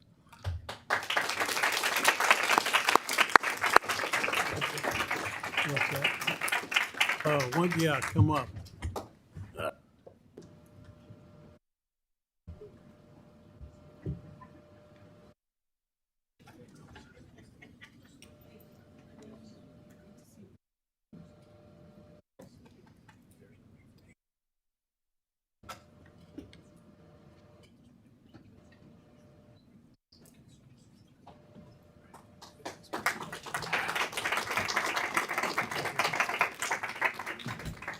We now move to item number 9 under the Administrative Office. Receive report from state legislative advocates on the State of California's 2025 legislative session. Welcome to Fresno, Yoder. It's good to be here. Yeah. Better than Sacramento, I'll tell you what. Good morning, Mr. Chairman, board members, members of the public. I'm Paul Yoder of Shaw, Yoder, Antwi, Schmelzer, and Lang. With me today, I have Dylan Elliott, one of our younger lobbyists in the firm specializing in the representation of counties. I'm going to hop right in. If we're good, Mr. Chair? Oh, yes. Okay, very good. So want to remind everybody, we are in the first year of a 2-year legislative cycle. In California, legislative sessions go 2 years. In this first year of the 2-year cycle, almost 3,000 bills were introduced. That's with bill limits, so-called bill limits. We still had almost 3,000 bills. At the end of the day, the governor got, I think, close to 900 bills, and he vetoed a little over 13% of the 900 that went to him. That is not the lowest veto rate ever, but it is, relatively speaking, a low veto rate. And the point I want to make here with the board and with the public is that we work so hard all year long to try to prevent bills from getting to the governor in the first place, because as the statistics show, if a bill gets to the governor, it's probably got an 87% chance of getting signed. Obviously, Fresno has a lot of bills that the county has concerns with, and we've been working hard on those. So that's looking back a little bit to bring us current. As of just yesterday, the Senate got a new Senate leader, Monique Limon from Santa Barbara. She is the new leader, but she won't be sworn in technically to be the new pro tem of the Senate until the first Tuesday that they come back in January. But that's a change. Mike McGuire, former county supervisor, will no longer be the pro tem of the state Senate. When they return in January, going back to the 2-year legislative session theme, for the board, for staff, for the public, it's very important to know that bills that were introduced last year that stalled, they have a chance to resuscitate in January of the second year. And so if AB 123 got introduced last year and you were concerned about it, and the author quickly made it what we call a 2-year bill, that bill can be resuscitated in January. And if it gets through its first house, the House of Origin, it is still technically alive. And so it is a little bit, actually, it's a lot like a horror movie, Mr. Chair. It's a zombie, a lot of zombie bills, actually. And so we just have to make sure that everybody is aware of that. The first year of the 2-year session is a little sleepy. The second year, the beginning of the second year of a 2-year session is nothing but. Also in January, when they come back, I think it's Friday, January 9th is when we expect Governor Newsom's next budget. That will be Governor Newsom's last budget as governor. We think the deficit is probably around $10 billion plus. For those of you who track the state's finances, I see one nodding head, but I know there's probably 5 actually nodding hearts. The state of California is $6.4 billion through the first 4 months ahead of projections. $6.4 billion through 4 months of the fiscal year. Sounds pretty good.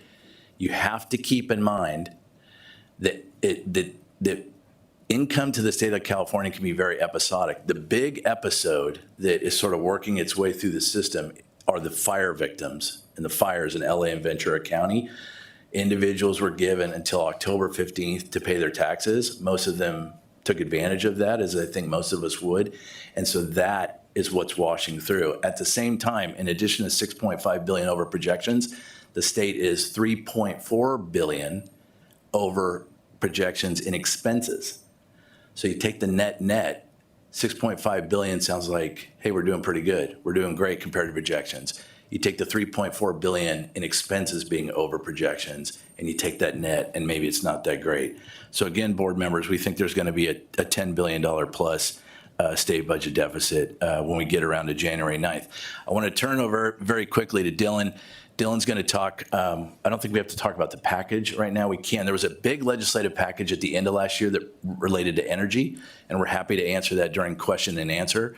But in the interest of time, I do want Dylan to talk about Proposition 4 and the appropriation of monies from a recently passed bond that are now available to counties.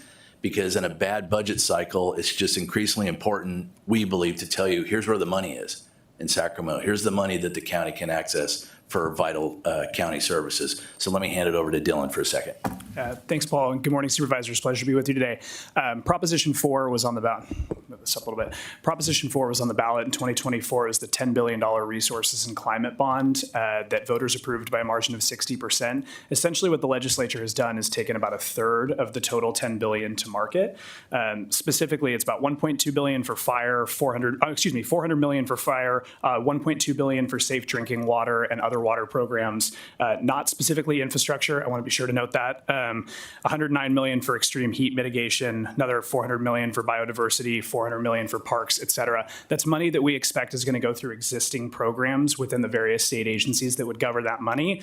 Part of the reason that is a good thing is it means those programs can make sure that those dollars become available to the county and to other interested applicants for those dollars sooner rather than later. It's just a matter of that money going to market and getting approved. As soon as we are aware of that funding becoming available, we'll certainly let the county know.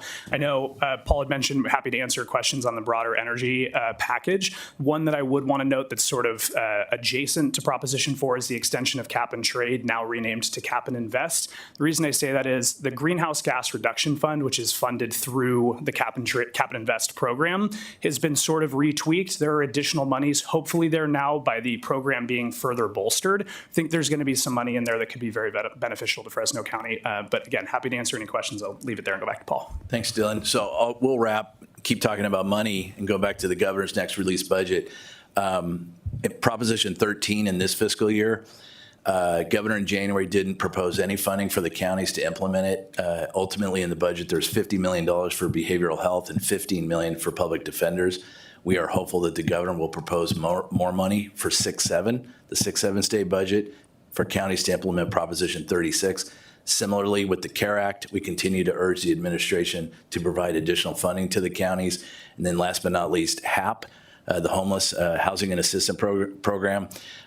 What we got this year, instead of $1 billion appropriation, we local governments, was basically a promise to fund the program at another $500 million. And we've been funding HAP a year plus one ahead in the state budget.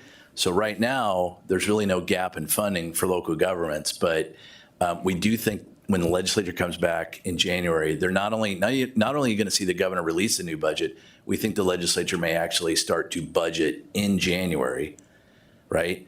Given a lot of the things that are going on, including the thing we haven't mentioned yet, how California is going to respond to the passage, the enactment of H.R. 1 at the federal level, which obviously we're watching very closely. We're doing everything we can to protect this county and the citizens that reside here.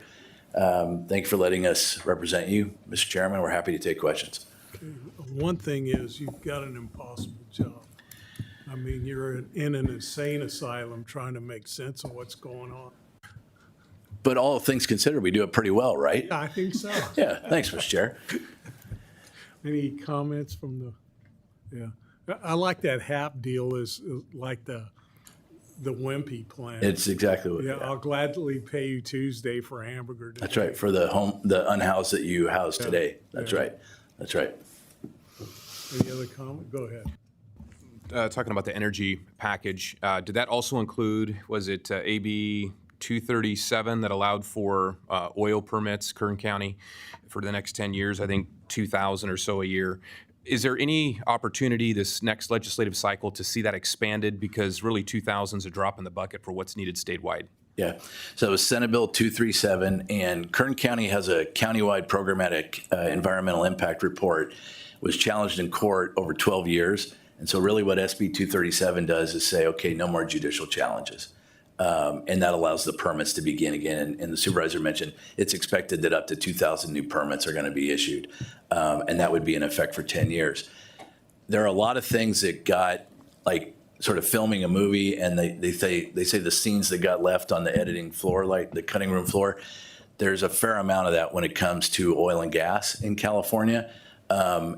We may yet see another refinery in Northern California. They're talking about another closure right now. That plant needs really a couple $2 billion to stay viable long term.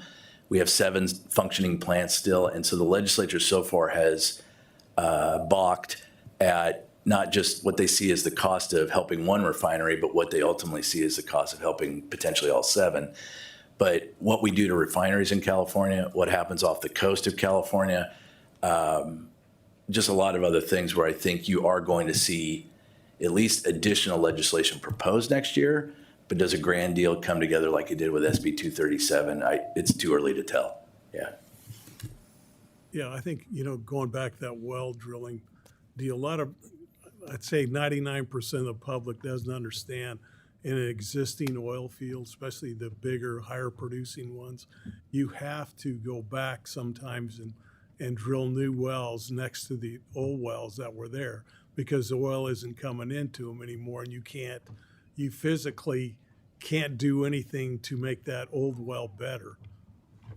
But people forget about that, and that affects especially the Colingo oil field in Fresno County.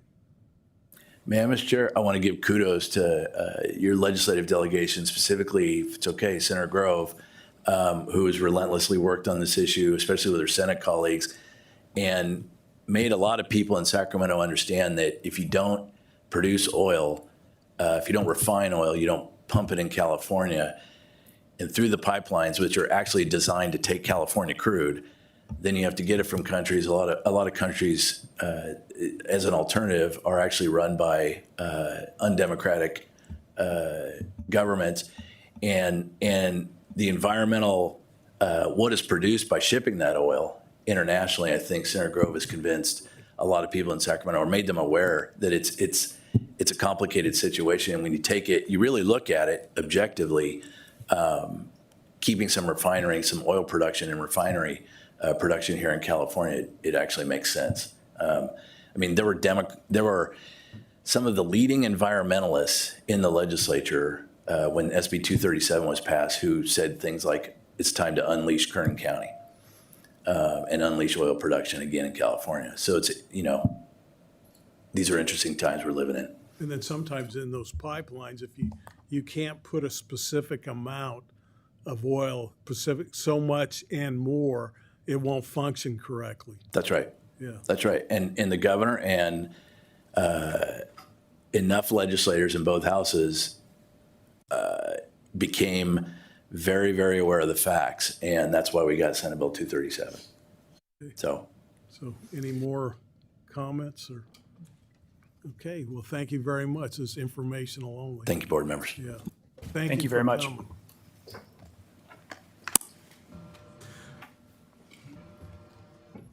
We'll now move to item number 10, receive presentation by Municipal Advisor KNN Public Finance on rating agency scoring related to the issuance of municipal bonds to finance county facilities. Good morning, You Board. need to come up and sit down here. Yes.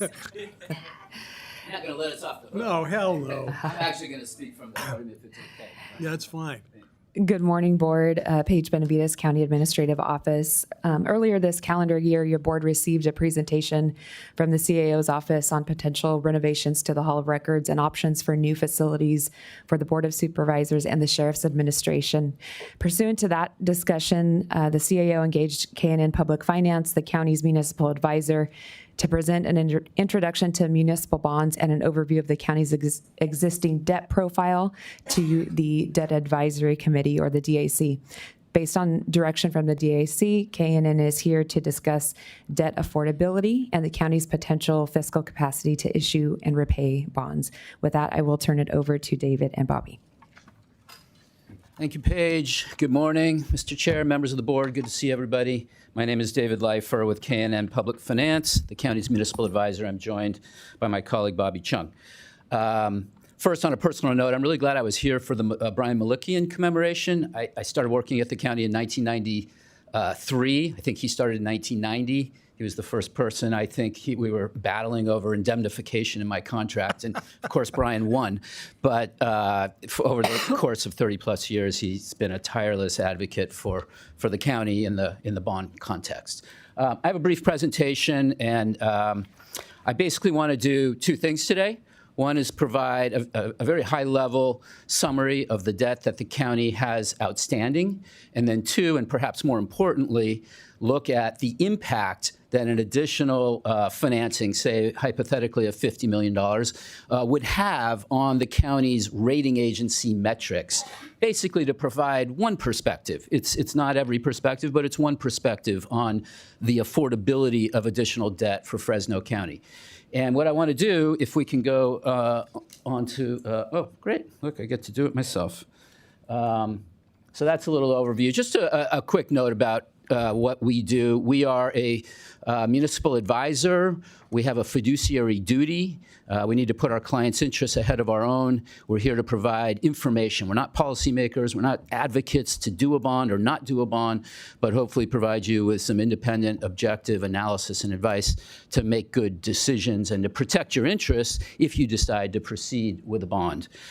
Just so we have a fundamental, consistent level of knowledge, just a statement about, what a municipal bond is. It's just a form of a loan from a lender to a municipality.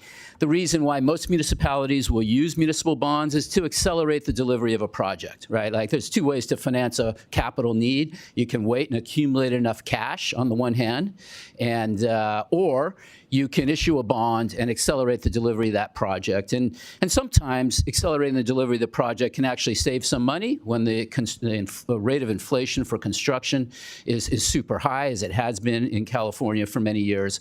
And the other reason generally is just a concern about drawing down fund balance. Like if we're going to dip into fund balance too much to fund a capital project without a bond, that can create some challenges, budgetarily and financially. One benefit that local governments have when they issue bonds generally is the ability to issue bonds on a tax-exempt basis. What that means is the investors who are receiving an interest payment from the county will not pay federal and sometimes not state income tax on the interest payment, right?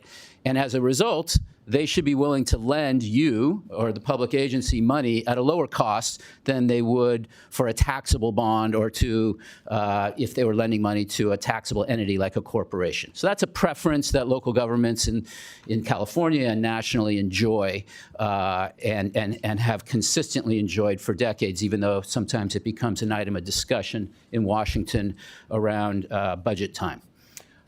This is just a summary table on the different types of bonds that local governments issue. We're going to focus on lease revenue bonds. It's the type of financing instrument used most commonly by counties and cities. It does not require voter approval. It does require the pledge of a piece of real property, and county makes lease payments effectively on a piece of real property, and those get certificated out to bond investors. So this slide, I'll just spend a little more time on page 6. This is a summary of the county's debt. You have one lease revenue bond outstanding. It was issued in 2016. It was a refinancing of a bond deal that was issued in 2007. It only has four more years left on it. And you can see on the lower left table, it's about $3.5 million of debt service. If the county does decide to move forward with a new bond issue this year or next year, whenever, there is the opportunity to refinance this little bit of debt that's left at some amount of savings. We've run that analysis, and it's not huge, but it's about $250,000 in savings, maybe $60,000 a year over the course. It would be most efficient to do it in connection with another bond deal so that the costs are spread. Separately, the county still has its pension obligation bonds outstanding, and you can see, fortunately, those also are coming due in the near term, 2032 and 2033. And then the county really will have no bonded indebtedness outstanding. We'll come back to that at the end here, but just a word about credit ratings. The county enjoys a very strong credit rating for its lease debt. The rating is a AA- from Standard & Poor's. I should have highlighted that there on the left, but you can see that's on the higher level of the scale. It means that if you were issuing voter-approved indebtedness, like schools issue, you actually would be a AA. So they notch it down by one notch from general obligation voter-approved indebtedness for a lease indebtedness. So that's the county's current rating, and that's among the higher ratings, certainly for Central Valley counties. We work in counties all up and down the valley. So here we've presented three scenarios, hypothetically generating $50 million, possibly for this admin facility project. Obviously, those costs will change if you proceed. But this just gives you a sense of the annual debt service down below in today's market for a term of 20 years, 25 years, and 30 years.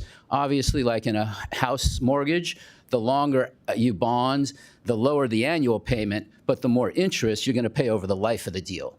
And in our industry, we typically would never go more than 30 years, and certainly 20 years would be a reasonable amount. If you can afford the annual payment, you'll save total debt service. As you can see here, the total debt service for 20 years is about $76 million against the $50 million you're borrowing, and versus $96 million for 30 years. So it's a balance between annual budget and saving debt service over the life of the deal. So these are the scenarios we've run, and we're going to look at, okay, so what does that impact on your ratings if you were to proceed with something like this? So just a statement about ratings, just because Standard & Poor's came out with some new metrics and new criteria. And this table, I just want you to focus on the left, those 5 boxes, the economy, financial performance, reserves and liquidity, management, and debt and liabilities. Those are the 5 buckets that the rating agencies look at when they are determining your letter grade, if you will. And they're all now weighted equally, which is a deviation from prior practice. This slide, we're not going to spend much time, but the point is there are different metrics that they use for each of those buckets. And they score you, they have a ratio, and then they score you on a scale of either 1 to 6 or 1 to 4. I'm not sure why they use different scales to confuse things, I presume. But that gives us some metrics to work with objectively. Moving on, what we've done is we've done just sort of a pro forma scoring of the county, and I put all the detail in the appendix. I don't want to go through it all, but here's a summary of how we sort of score it based on your last ACFR. The economy is a piece you really have very little control over, as a county. But financial performance is your operating budget, revenues, less expenditures. You're scoring a 3 on a scale of 1 to 4. But I will say that the trend has improved significantly. This is a 3-year average. Your ratio is sort of a -7%, then a -0.1%, and then in the last fiscal year, it turned positive. So if that trend continues, I would expect that score to improve from a 3 to a 2. And that's obviously something that Paul and your board will be closely monitoring as you do your budget work. Reserves and liquidity look very strong. That's sort of general fund, balances divided by revenues. Debt and liabilities, the county really doesn't have a lot of debt outstanding. I mean, it's not insignificant with the pension bond, but relative to your peers, I would say it scores very highly. A 2 on a scale of 1 to 6 is considered very strong, whether it was a 1 or a 2. And that's what we're going to focus on. And when we look at this new debt, is it going to move those metrics? 50 million, will it, won't it? We're going to talk about that in a minute. Just one more point on the debt metrics. They break it into 3 subcomponents. One is annual debt service. One is just total par amount per capita. And then one really has nothing to do with bonded indebtedness, but it's more about your pension liability. And that's 25% of this 20% bucket. So let's talk about the impact on these of this new debt. We have a fancy model. It's just a glorified spreadsheet. It takes all the metrics that the rating agencies look at, and we can look at it historically, and then we can drop in new debt and recalculate those ratios and see what the impact might be, assuming some growth in the various metrics like general fund balances, et cetera. Bobby, you want to do these 2 pages, or you want me to roll through? Okay, I'll do it. Basically, this slide is saying, how do you score on your debt metrics without doing new debt? And these are the 2 ratios, your current cost for debt service as a percentage of liabilities, as a percentage of revenues, and you're scoring a 2 right now based on the 23-24 results, very strong. And then the other ratio is your net direct debt per capita, which is a quarter of the 25% rating for this bucket, and you're also scoring a 2 there. So that's very strong. And then we just project out with your existing debt. Eventually, you're going to go to a 1 because your debt's getting paid off. If you do nothing, you'll be at the very highest score. So now what we did here is we just said, okay, let's take a look at adding this $50 million. We think it's more conservative to take the 20-year term because that has the highest annual debt service. So it's more conservative, we think, to look at the most expensive scenario in terms of annual debt service, even though over the life it would save you money. And what we see is that your scoring really comfortably still remains a 2. So it really doesn't bump you down to a 3 in either of these metrics. You remain a 2 based on your annual debt service, which obviously goes up, as we pointed out. We estimate in 2027 just the nature of when the bond would be issued and when the debt service would hit. And then your net direct debt per capita, assuming a conservative growth rate of 3% on various of the denominators, still remains a 2. So I'm going to wrap. I promised I'd do this in less than 15 minutes and then answer your questions. But what I would say in conclusion is the county, fortunately, has been super prudent. You've been very conservative as approaching debt. You don't have a lot of debt outstanding. The last public debt issue was done in 2016. There is this opportunity to refinance that deal just to bring the cost down a little bit if you decide to proceed with a new money issue. And based on our scoring and S&P's debt and liabilities metrics, it seems like the county could reasonably add an additional $50 million and not move the needle on those metrics. Now, that's not to say that other things aren't going to change, fund balance and your pension. So I can't guarantee your rating's not going to change between now and then, but it shouldn't change based on just the debt metric and the addition of this additional debt. And I'll say at the end that there's a couple of things we're really paying close attention to, that financial performance, revenues minus expenditures. I love the trend. The trend is turned from negative to positive. If you continue on that path, I expect the scoring to improve. That doesn't mean your overall rating will improve, but it will give you a little more cushion. And ultimately, of course, this is just one view informing debt affordability. The other, of course, is your budget. When you take on additional debt, there's going to be trade-offs that need to be made to incorporate that debt. But we do believe that having strong reserves and having a lot of liquidity gives you cushion. It's what the rating agencies look at, to incur additional debt, because debt is a fixed obligation. You got to pay it once you incur it. So if revenues go down or expenditures go up, it's good to have some financial cushion to ensure that you can continue to pay your debt timely while also maintaining the other operations of the county. So I'm going to end there and turn it over for questions. Any questions from the board? No, I don't have any questions. I just want to commend these guys up here for being conservative in over the last several years, not having a lot of debt. As we've looked at the need to move to another building, I certainly have looked at the possibility of bonding, but it looks like we may not need to do that. And again, I think that's, I commend our CEO for that, and also Supervisor Pacheco, Mendez, and Magzig, as well as our predecessors, for being good stewards and conservative in their fiscal management of things. And I think this board will continue to do that. I like the ratings that we have.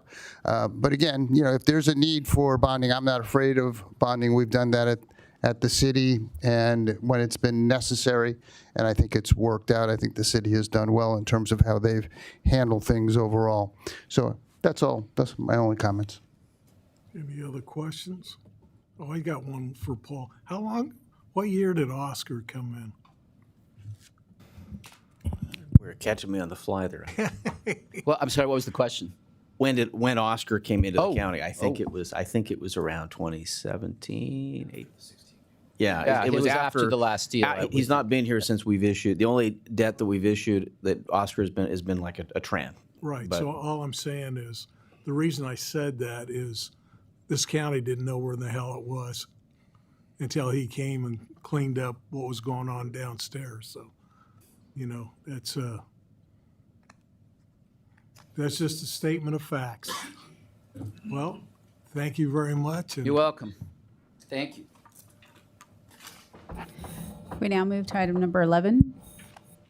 Under the Administrative Office, authorize the County Administrative Officer to create the Office of Housing and Homelessness within the County Administrative Office, consisting of the assignment of operational management for the identified homelessness programs and associated positions to the County Administrative Office from the Department of Social Services, and direct staff to return to your board within 12 months for an update on the Office of Housing and Homelessness. Good morning, Board. Mina Flores-Becker, Deputy CAO with the Administrative Office. The item before you is a recommendation for the establishment of an Office of Housing and Homelessness. The purpose for this recommendation is to provide centralized leadership, coordination, and accountability to the county's efforts to prevent and end homelessness. In doing so, the office would coordinate across county programs, county cities, service providers, and the Fresno Madera Continuum of Care to align resources, advance effective solutions, and ensure accountability for measurable progress toward ending homelessness in our region. So the reason that staff is making this recommendation now is really threefold. The first reason is the changing role of the county in supporting the Fresno Madera Continuum of Care. And really, three major points have made up that changing role for the county. First, starting in April of this year, I began sitting as the regional representative for the Fresno Madera Continuum of Care Board of Directors, really elevating our office and really your voice on that board. The second is in April, your board approved the county taking on the collaborative applicant function from the Fresno Housing Authority. And through that work, we, through the CAO's office, took lead in really redesigning the methodology and approach to the point in time count, including changing it from a biannual to an annual process, so doing one in 2026. And then finally, in November, or last board meeting, your board supported the county taking on the management entity role from, on behalf of the Fresno Madera Continuum of Care in partnership with Poverello House, and working with them and the Fresno Madera Continuum of Care to really redesign the coordinated entry system process. There's also been major changes in funding for homelessness response, both at the state and federal level. At the state level, there has been a shift in focus toward really focusing on behavioral health through BHSA and Prop 1, which will require higher levels of coordination and support to our behavioral health colleagues as we design and administer these programs and the requirements of those funding sources. There's been a shift in focus at the state and federal level toward emergency housing. In previous administrations, there was a focus on permanent supportive housing. Recent changes have really made the focus on emergency shelter. There's been funding decreases, which requires higher levels of coordination with both outside agencies as well as multi-jurisdictional coordination.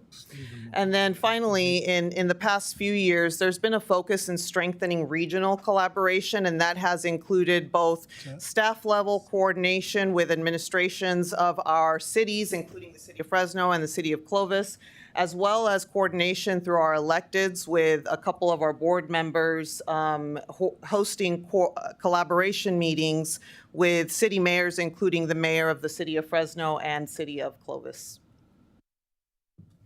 The benefits of centralization include a focused vision on the county's efforts to end homelessness that are directly guided by your board. In addition, it allows for more consistent decision-making that align with your board's priorities to end homelessness. We believe it increases accountability by creating a clear chain of command which is tied to outcome monitoring and management, and that chain of command runs up directly through the CAO's office to your board. Finally, we believe it adds some clarity to both internal and external stakeholders by creating clear communication lines and points of contact through this office. The organizational chart here is the proposed organizational chart for the Office of Housing and Homelessness, which I just wanted to clarify, I'm not going to go through this whole thing, but does identify functions and not staffing. So these are functions that would be done by this Office of Housing and Homelessness, not staff. The color scheme highlights where these functions are currently done. So the lighter blue are functions that are administered by the Department of Social Services. The white are functions that are currently administered by our office and the CAO. The turquoise color would be new functions that would be brought on and administered by this office. And I did want to clarify with outreach, our current street outreach contract is currently administered by the Department of Behavioral Health. While traditional street outreach would likely end up in the Office of Housing and Homelessness, we would work very closely and collaboratively with the Department of Behavioral Health because there is a clinical component to street outreach that would need to stay in their shop and would need to work directly and closely with us. So the next steps, if your board approves the recommendation in front of you, would be to start the operational transfer of homelessness response programs that currently exist in the Department of Social Services, as well as bringing on these new functions that were highlighted in the previous slide. That would happen December of 2025. We would bring back a budget as well as a salary resolution to make that transfer official by March of 2026, although hopefully sooner. And then finally, by November of 2026, we would bring to your board an update as to how the Office of Housing and Homelessness is functioning, as well as present any further recommendations for that office. That concludes my presentation. I'm happy to answer any questions you may have. Okay, let's go ahead. Not so many questions. I just want to thank our team. As she referenced in the presentation, we've been meeting with the city of Fresno and myself and Supervisor Magzik and trying to work out an MOU with them. The city, as a lot of folks know, publicly has said that their bed space is going to be transitioning out, I think to the tune of about 800 beds in the next couple of years. That kind of sparked, obviously, the conversation of what's the contingency plan for that. But I just really want to thank our team, Paul, Amina, for really mapping out what all of these services mean for our region. I said this to our team, it's not going to be easy because I think everybody is in their space and they're doing their work in their silos, but I think that time has come and gone because of resources that are not going to be coming down the pipeline, but more importantly, because I think our residents are kind of tired of hearing the same conversation over and over. So I'm extremely supportive, especially with regards to us outlining now some measurable goals, some objective, and some accountability. I don't necessarily think that we need to throw more money at a problem. I think we just need to better strategize on how to coordinate. And I think all of our 15 cities in our county, I would like to obviously extend that MOU conversation to them as well. But we got to figure out, one, with the city of Fresno, there were some misconceptions that were circulated with regards to how much money the county spends within the city of Fresno. City of Fresno has 50+% of the population. We spend about 70-80% of our funds in the city. So that obviously got addressed and nipped in the butt right away. But I think further than that, with the MOU that the city now has with Caltrans, where are those folks going to go, right? We're trying to prevent them from just playing whack-a-mole and going to neighboring jurisdictions or, even within our own county islands or our unincorporated areas. So I think I'm encouraged by the conversation. And I think for me, you'll have my full support. It's not going to be easy to change I'm going to call it the culture of homeless services and outreach here in our region. But I think you're the person to do that just because of the institutional knowledge that you bring to the table, and more importantly, our team, public public works, our behavioral health, public health. They've all been at the table. We had the mayor of Clovis there. I think that was very encouraging. And I think for the next phase, we should have our other mayors from the unincorporated areas there as well, and making sure that they get primed for this conversation. But thank you for the work that you've been doing, and we keep pushing forward and hopefully bring back an MOU to the county for consideration. Thank you. Yeah. Brian, you have any? I would just make a few comments. In the past, I'm more skeptical of these kind of things. I'm concerned, went over with staff yesterday about the increased bureaucracy. I'm being told this is more efficient. I'm willing to try that. I have an issue with what is the need for the continuum of care? And I was told yesterday that that's a required function of HUD. Is that accurate? Yes, that's accurate. And then if it is, who comprises the continuum of care and what is their function? Right, so their function is really to be the steward and guide of the homelessness system response as a whole. They get allocations just in their own entity, but because they are not a legal entity, now the county, for state dollars, we already were serving this function. We will be that steward administrative arm of the COC through the collaborative applicant function. We are that administrative support. But they essentially get their own allocation, and then really their job is to collaborate and coordinate the system of And response. who comprises the continuum of care? So there are several representatives. It is predominantly made up of service providers. So for example, that includes Poverello House, which has had a very active role in that continuum of care. We have a regional representative seat. Our division chief in DSS, Laura Moreno, is the chair of the COC. And then there are other positions. Madera County has a chair, City of Fresno has a chair, City of Clovis has a chair as well. So 5 seats comprise the continuum of care? No, so there's the executive board of directors, which is made up of those entities that I just made up, as well as Fresno Housing Authority as the HMIS coordinator. But voting members are made up of approximately 60 to 70 voting positions, and those are predominantly service providers. That would be the issue right there. Yeah. Whenever you get more than 7 people, to me, it's not efficient. It Go ahead. just kind of reminds me, I don't want to interrupt you. It's like they've got a prime spot in the hog trough, and they're just eating up all this public money. Now, what's their how much money actually comes in there? So from HUD, the allocation in the 2024 award year was approximately $14 million.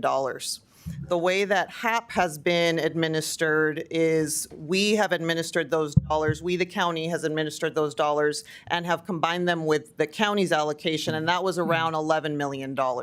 So your board has voted for all of those contracts, how that money has been spent, including the regional action plan.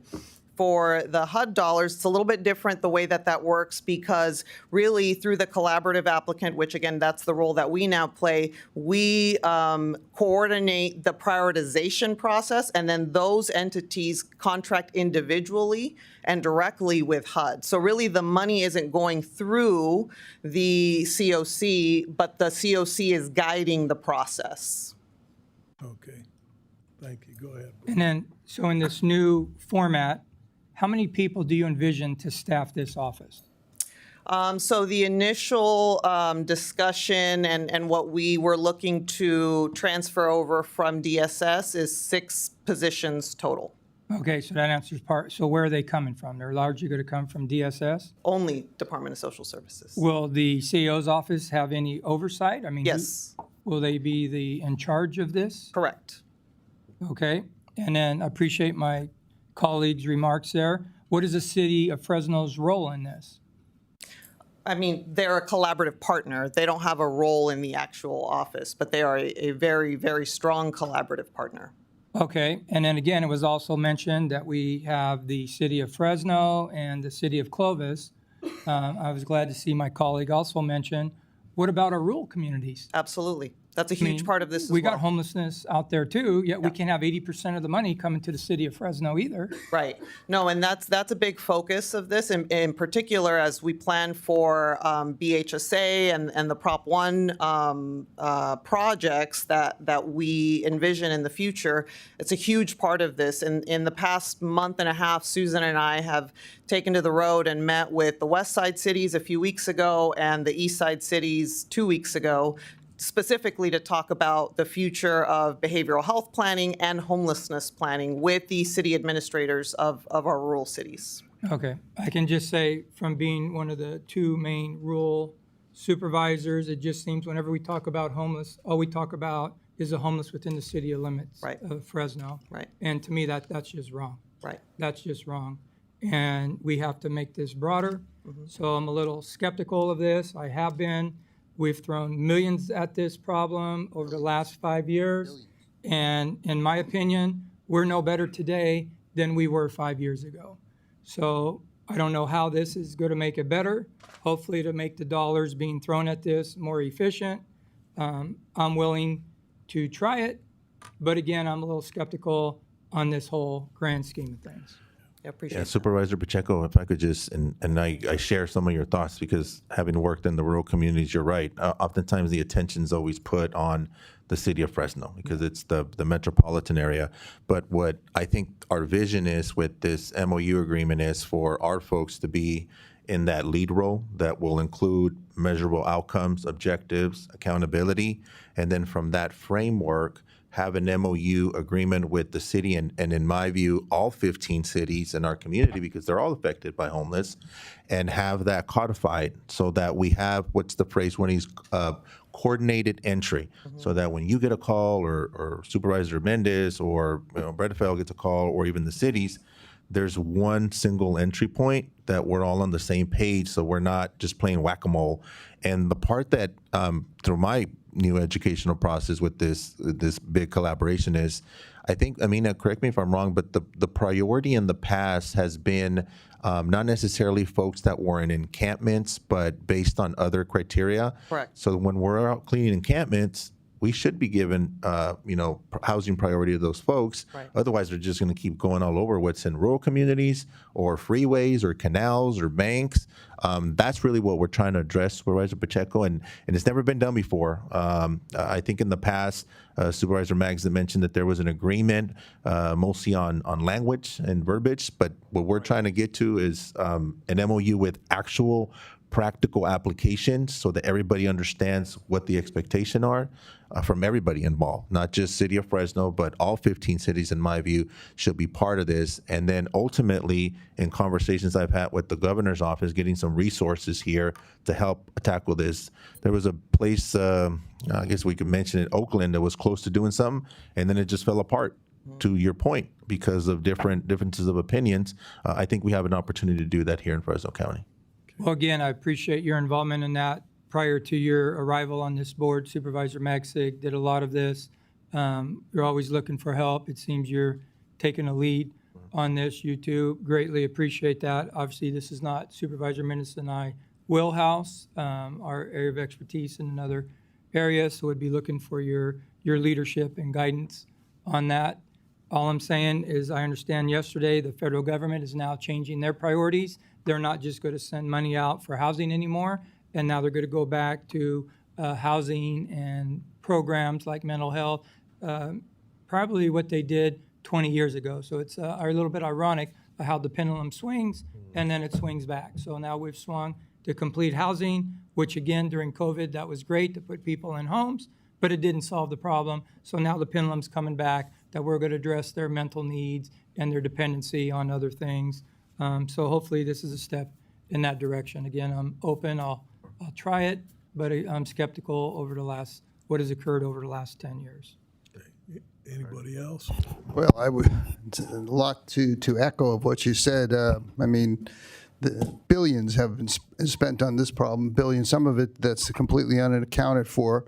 There's a whole homeless advocacy out there that profits from homelessness. Many of the people who are homeless are on drugs, criminals. Very few of them they missed a paycheck and ended up homeless. That's what the homeless advocates would like you to believe, but it's not true. Many of them are out of prisons. Governor Newsom released tens of thousands of criminals out of prisons. They end up in our jails and they end up on our streets. There's a reason why half the homeless population is in California, and it isn't certainly the weather. They get all kinds of benefits that are handed out by the state, fuel their continued addictions. Heck, we were only just handing out needles, supporting the needle exchange program, which is just to give them needles, which was, in my opinion, a very insane program. I'm all willing to support this. I know, there are efforts to try to find solutions, but I think until people are truly held accountable for their actions, that there are laws enacted that you're not allowed to be on the streets, that you can't be doing drugs on the street. There are consequences. You go to jail if you do. Until there are real laws enacted, we're never going to solve this problem. There are other communities that don't allow this kind of stuff in their states, and they don't have the problems that we do. So until we have legislators in Sacramento that really are pro-victim instead of pro-criminal, not pro-drug. We talked about Kratom earlier. I mean, in this state, they've legalized almost every drug. You can get marijuana anywhere you want. You can get opiates anywhere you want.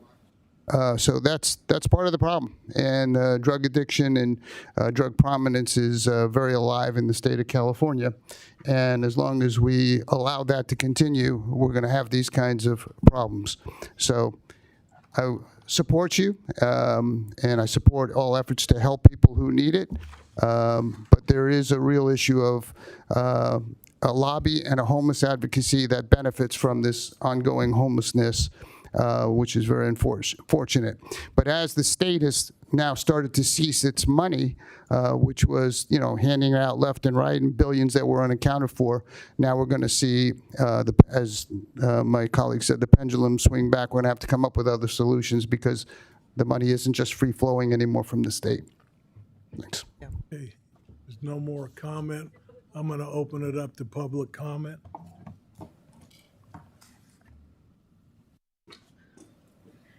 Hi, I just came from a meeting, the city of Fresno. They had a meeting open to the public on how to use their the funding. I think it's like about 11 million, but not many people. I was running, that's why I'm out of breath. But not many people showed up, and I heard you guys while on the way over here on Zoom, and thank you for asking those questions. I think that I see a lot of the funds being spent on overhead, and it just seems to be like hiring more people, and they just come with these proposals, but I really, it's just the same thing. I think 13 years ago they had a 10-year plan in homelessness. It's incredible that they just come with like a proposal and get handed these millions. But yeah, basically I think there needs to be more accountability, because the average person in Fresno probably makes about $48,000 a year, and these people are getting paid $150,000, $200,000. The CEO of Housing Authority makes over $300,000. So that's it. Okay, thank you. Okay, I'll close the. Hey, is anybody else want to talk? You better get in line, or I'm not going to let you talk. I'm sorry. Okay, so we agree with Pacheco. We need a different COC. We need to hold more people accountable, or kind of credibility, or I don't know. We need more than just a CES. I also think we need to have a lead board, a lived experience with the COC, people that experience homelessness. And we were hearing it, as you said, on the way over here. So I'm not sure about too much. That's it for now. Thank you. Okay. Des is the last speaker. All right. Y'all need to come to better parking. I ran. Hold up. I catch my breath. Okay. All right. Thank you for allowing me the space. On your OHH, I had just barely got to read it last night. I'm going to tell you right now that is probably like a good thing to have. You got me saying that. Only because I have been over at the city for about 11 years. I have seen the things that have happened over there, and you're absolutely right. I'm so glad you brought up the COC. They have so many people on that team that are voting for themselves. They have service team members, people that have shelters on the board that is voting for the money, and the money always stays with them. So you're absolutely right. The amount of money that we need in the county and to hold on to the county for the rural outreach and also for the non-rural that is in the city, we have a lot of unhoused members, but we don't have enough money in the county when it comes to it. So I think having the OHH would be, I would do it just as like a pilot, to see if the right people are on there. But I would actually vote to have somebody with lived experience on that team, somebody who's about accountability. I'm voting for myself. I got a whole resume, 11 years long, of professionalism and credibility from the state of California. So I think they should have that on there, because anybody that's going to hold accountability the best is the people with the lived experience. And if you have an OHH team, then definitely please have somebody with lived experience on there. The best person is us to discuss, and the best person to hold accountability would be me. But having the OHH is the best thing. Thank you, Pacheco, for bringing that up. I know that Bredefield and Chavez definitely know what I'm talking about over at the city and the amount of city funding that stays within the city on the COC board. I would love to see a different board in the county. That way we can have accountability, and both people will be serving their individuals correctly, and it wouldn't be a battle. It wouldn't be you have the responsibility. The only thing I've heard from the city for 11 years is they're the ones that have to deal with the mental illness and the substance use deaths, so you need to go yell at them. Well, it's not fair to me, because everybody dealing with substance use disorder, mental health issues should have equal opportunity. Not because I'm in the county, I can't get the city resources. If I'm in the city, I can't get county resources. If I need mental health services, why can't I get it from either one of you, right? Definitely the CES thing, we need more than just one, because if CES is we only have one provider doing CES, then we don't know what's really going through the shelter system. We have multiple people that are waiting. We had 4 shelters that are shutting. That's an extra 500 people on the street. Our homeless count is 3,246 people. We have homelessness has risen 49% in the past 5 years, and we've received over $500 million. Okay, finish up. Thank you. Okay, I'll bring it back to the board. I'll second Luis's motion. Okay, Luis made the motion. Magzik seconded. All in favor, so by saying aye. Aye. Any opposed? Hearing none, the motion carries. We now move to 11.1, under Public Works and Planning, receive verbal presentation from staff regarding the Measure C Steering Committee proposed allocations, formulas, and term for the renewal measure. Well, just to tee this up, this has been I don't know how to describe it.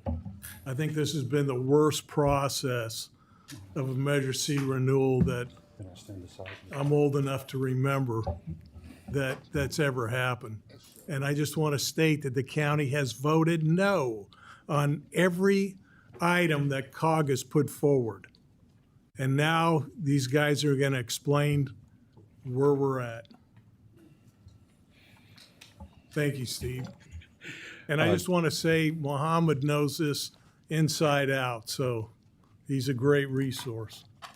Good morning, Board Chairman. Steve White, Public Works and Planning.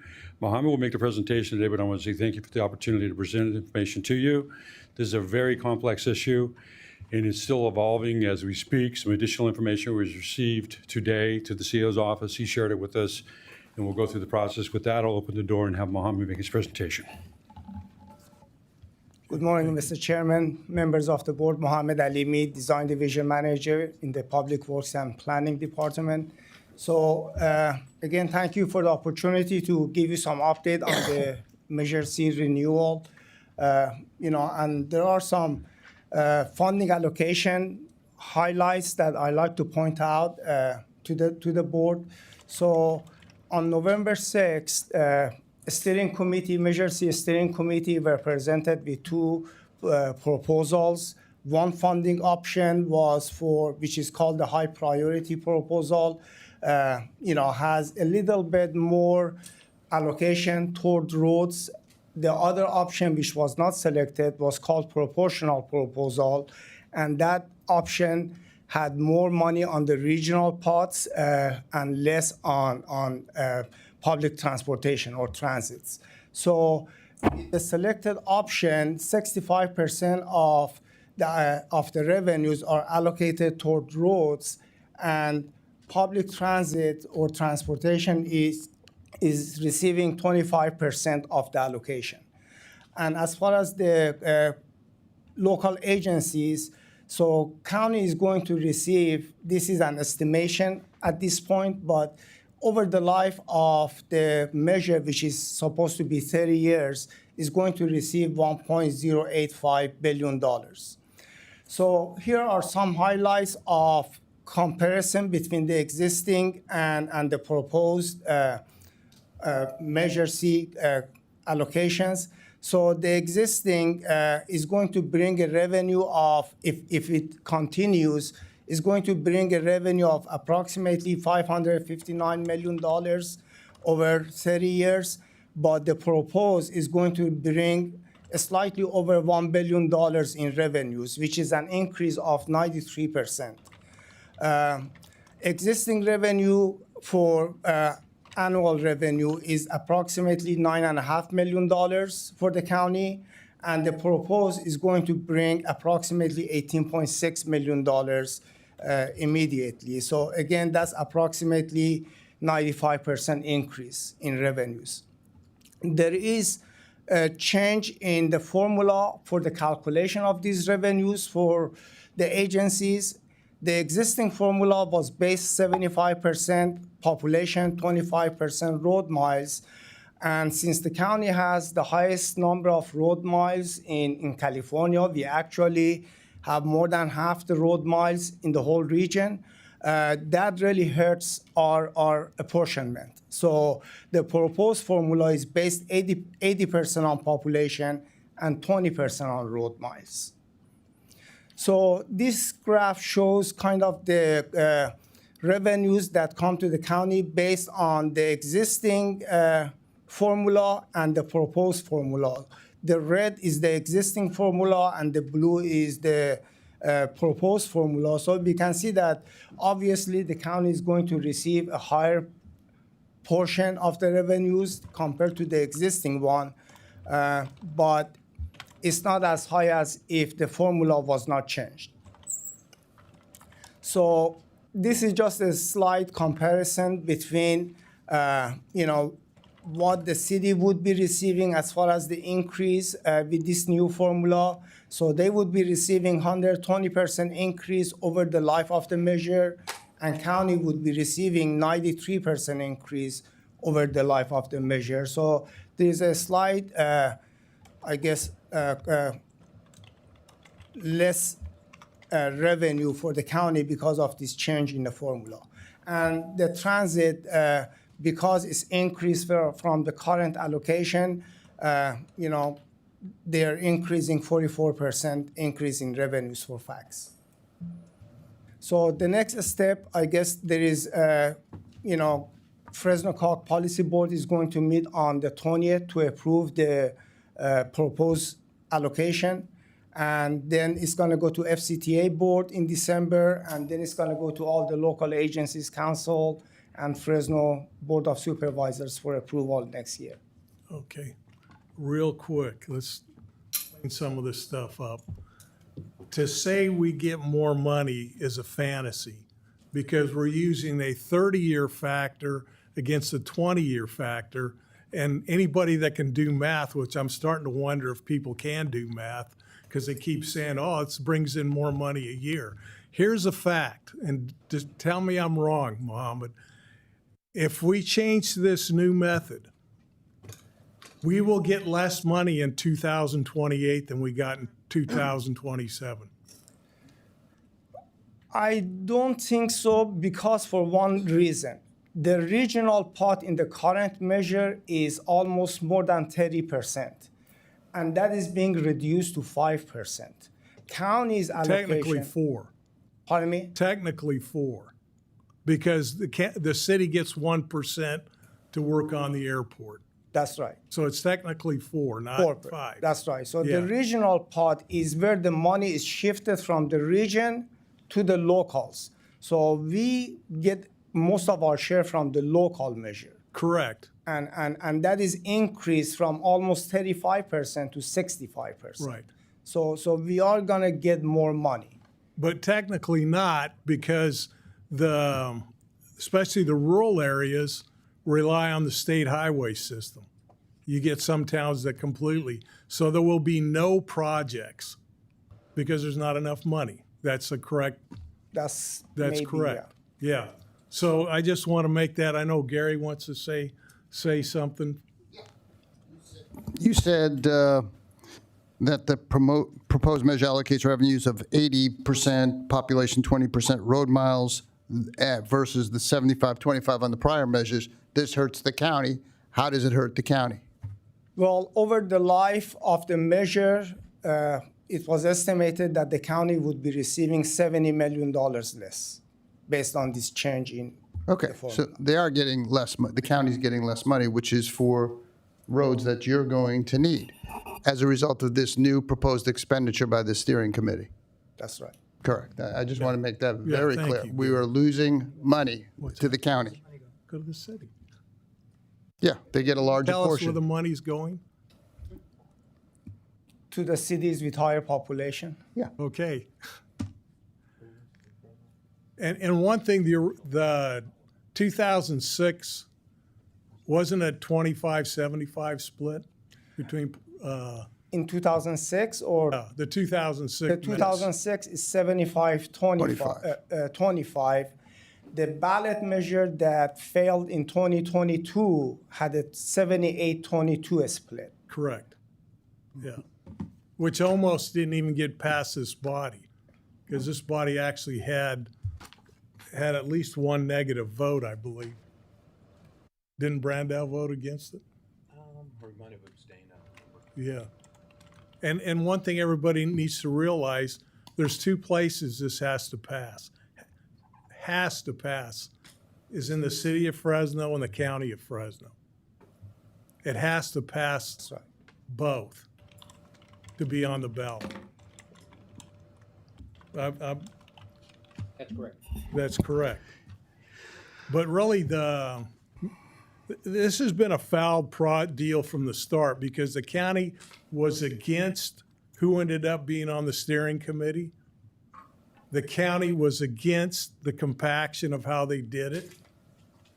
So, I mean, this has been, in fact, they changed facilitators, and I had made it clear that I would not accept the facilitator who they ended up picking, but they picked them anyway. So I'm going to let somebody else on the board talk about this. I mean, I don't know how you guys feel. Well, I got on the COG, I don't know how many months ago, and, it was very clear to me early on, Mr. Chairman, that the majority of the mayors, not all the mayors, but the majority of the mayors basically abdicated their responsibility as COG and elected leaders to come up with an expenditure plan and punted it to a steering committee of unelected people. Then they allowed that process to get hijacked by a bunch of radicals called Transportation for All, and put 12 or 13 people on a steering committee that had about 20, so they could, control the whole thing. And these are people who, believe in, climate change and want to spend tons of money for public transportation, though a very small percentage of the people use public transportation, although clearly we need it. They want to put a lot of money towards that. They want to make sure there are bike lanes and light rail and all these other things that the majority of people don't want. What the majority of people do want is they want their streets and their roads fixed. They've been promised for decades. I represent Northeast, Northwest Fresno, and a portion of Clovis. For a year and a half, I walked talking to these folks, and they told me, fix my street, fix my sidewalk. I've been promised it for decades, and they've been lied to. And this new proposal put forward by this steering committee, which will be adopted by COG, I'm sure, will lie to the people again and say their roads will be fixed, that they put 65% towards roads, but much of that is also bike lanes and stuff in there. So they're really not ultimately going to fix these roads. They focus on public transportation. They come up with a 30-year plan instead of a 20-year plan. All of these have been renewed at 20 years. They decided they want a 30-year plan. And I've been very clear, I'm not supporting anything that isn't 75 to 80% of the roads being fixed. That we fulfill the promises that all of us make and people before us, that we will fix their streets. This plan, this expenditure plan, does not do that. And it also gives the county less money. Now, I think the steering committee, I don't think understands that this board of supervisors, if it is not approved by a majority of the board, this expenditure plan, the expenditure plan is dead, regardless of what the majority of the cities do. And I've been very clear, I'm not supporting this plan unless it was 75 to 80% of roads. Now, we have a new plan that I guess we all got this letter from these experts who have been involved with COG, who are transportation folks, you know, from Diana Gomez, Tony Boren, Mike Leonardo, and they have another plan, and it's a better plan. It's still not quite where I want it to be. They come up with 70% for roads, legitimately 70% for roads, and less money for public transportation and put more towards highways. Again, I would say the roads need to be 75 to 80%. Without it, I'm not going to support it. We have a pledge that we've given people to fix their roads. The city of Fresno has $1.2 billion in deferred maintenance. I believe we have at least that amount, is that not true, Steve, in deferred maintenance for streets and our roads as well. And Measure C is going to have to be the source of funds to fix the roads and fulfill the pledge that we've made. I am not going to support the Radicals' plan. I think it's shameful that COG made up of 15 mayors. The majority of them, not all of them, but the majority of them abdicated their responsibility and punted to these left-wing radicals, and it's very unfortunate. I think the board needs to stand up and say 75 to 80% for roads legitimately, and we will support that and get this done. If not, it's going to fail. And you were saying, you know, what has it been over at the COG? What have they done? It's been a shit show. That's basically been complete shit show, and they allowed themselves to have the whole process hijacked by a bunch of left-wing lunatics, and that's very, very unfortunate. And I'm not going to be a part of that shit show. I'm going to let the people know if this is the plan that comes forward, I'm going to make sure it fails. Yeah. Well, here's another thing. I don't think they can get the fifth vote in the Transportation Authority, because from COG it goes there before it goes to the cities. So that's kind of a question. Even if it gets through the Transportation Authority, it would be on a 5-3 vote, which no public initiative can pass without opposition. And then you've got there's guiding principles that still haven't been written. And I don't know if you want to explain some of the guiding principles, how that works. The implementation guidelines? Yeah, you're right. Well, I'm not really sure. That hasn't started at the steering committee. I think there's a meeting tomorrow at the steering committee, which I will attend, but they need to discuss those guidelines. I'm not sure what will be brought up, Right. but how this plan is going to be implemented, basically, that needs to be discussed. And some of those are, I'm just going to take a small city, you know, or even a medium-sized city in the county. If in order to get some of this road money, you have to do X amount of bike lanes and X amount of walking paths put in your deal. And if you don't use them, can't do that, you don't get some of the money. I mean, what has happened with this funding allocation is they have merged, because in the existing measure, there are pots allocated to like active transportation, trails, bike and ped. Right. All of that is now merged into this roads allocation.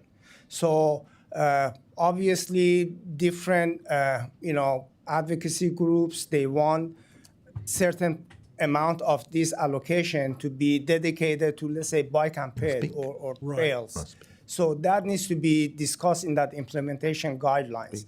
There is also a discussion about the county proportioning some of this allocation to unincorporated areas.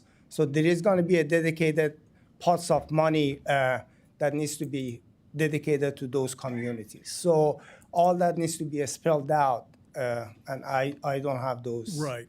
I mean, this is still theory, and the fact that a lot of this stuff has been done in semi-secrecy. Mr. Chair, Yeah. as the alternate that attended the COG meeting for that one day, just a couple observations. I saw all of the elected officials from all of our surrounding cities, our rural communities. I think they were really trying to get to a place where they could get consensus. I genuinely saw that. I saw some of them frustrated, but we had an old saying at City Hall where they were trying to make the sausage. That's what they were trying to get to a point where everybody could do it. But I'm going to save my colleagues some time and possibly some heartache. I don't think we're going to vote on this. I really don't. I really think that there are going to be two competing ballots from the conversation that I'm hearing right now.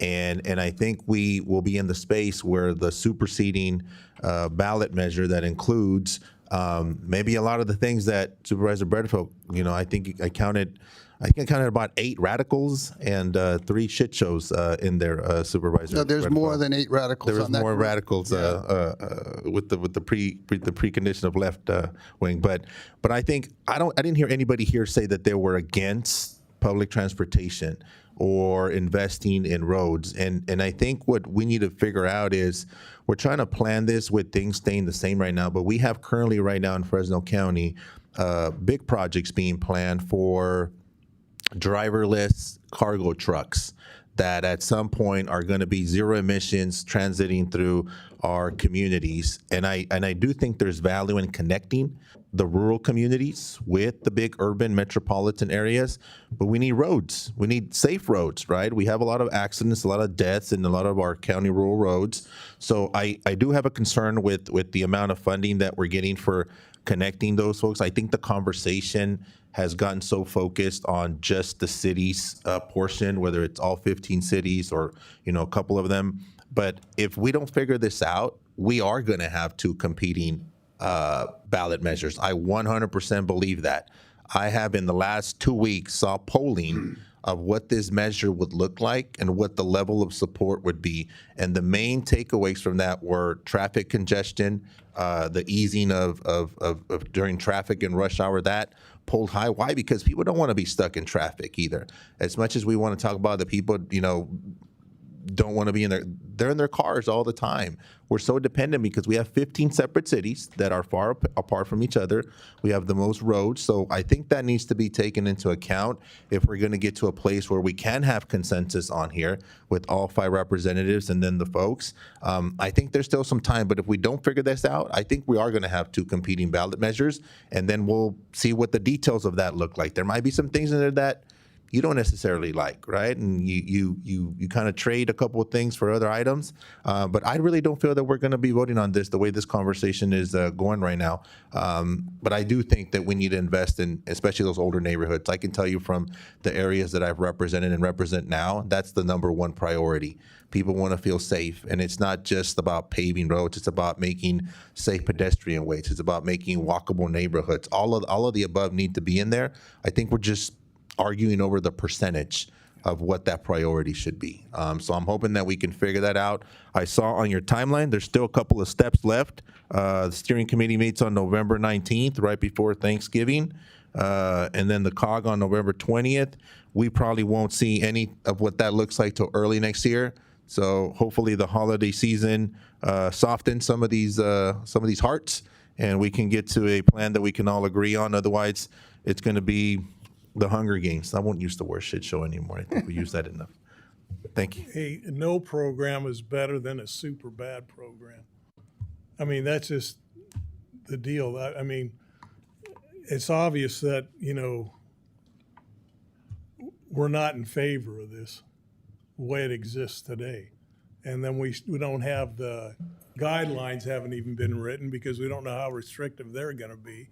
And I've always advocated that, and this includes the city of Fresno, the local city should be able to dictate some of the ways this money is spent. Because the people will have a choice in those cities of doing it. I think there's consensus on that, Let Chairman. me tell you something about, I hate, one of the things I hate the most is if I have to drive to North Fresno after 5 o'clock. And I hate to have a doctor's appointment in North Fresno really early because you come back through the rush hour traffic to get here. But capacity is a 4-letter word with the state of California. They do not like capacity.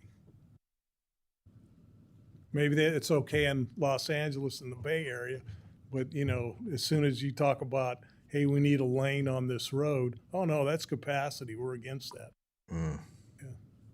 You got anything, Nathan?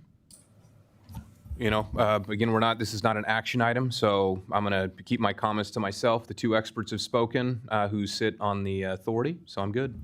Okay, thank you. Same? I'm with Nathan. Okay. All right. Well, thank thank you, you. Mohammed. We now move to item number 12, under Public Works and Planning. Consider appeal of Planning Commission's denial of variance application number 4156, proposing to allow the creation of a 1.27 acre parcel from an existing 39.38 acre parcel and allow a 10-foot side yard setback for an existing garage on 38.11 acre remainder parcel in AE-20 zone district. Good afternoon, Mr. Chairman, members of the board. Tawana Matunga, Principal Planner with the Department of Public Works and Planning. This item comes to you on appeal of the Planning Commission's denial at its July 24, 2025 hearing. The applicant filed the appeal on August 6, 2025. The variance proposes to allow the creation of a 1.27 acre parcel from an existing 39.38 acre parcel and to allow a 10-foot side yard setback for an existing garage on the proposed 38.11 acre remainder parcel. This concludes my brief presentation, unless you have any questions for me at this time. Okay, thank you. No, I don't see any problem with this. I don't know if the applicant wants to come and speak.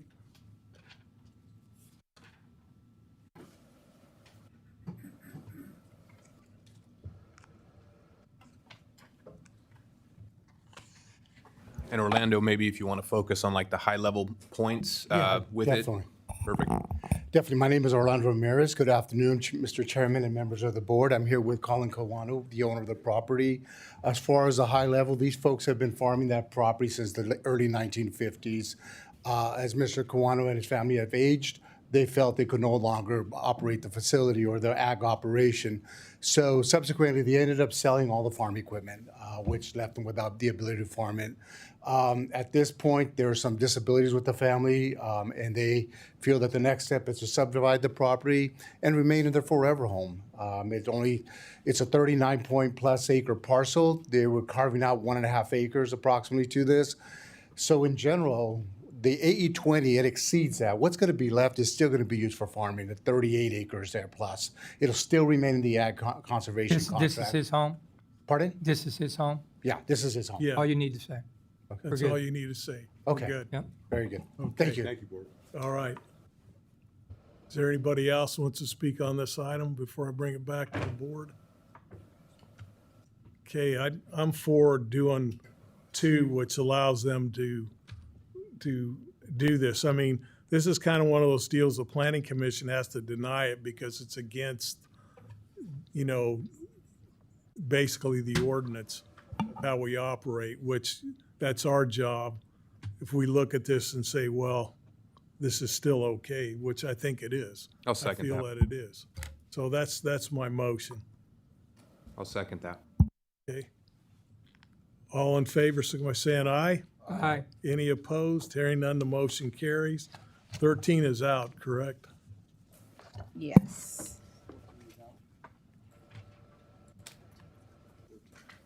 13 is deleted.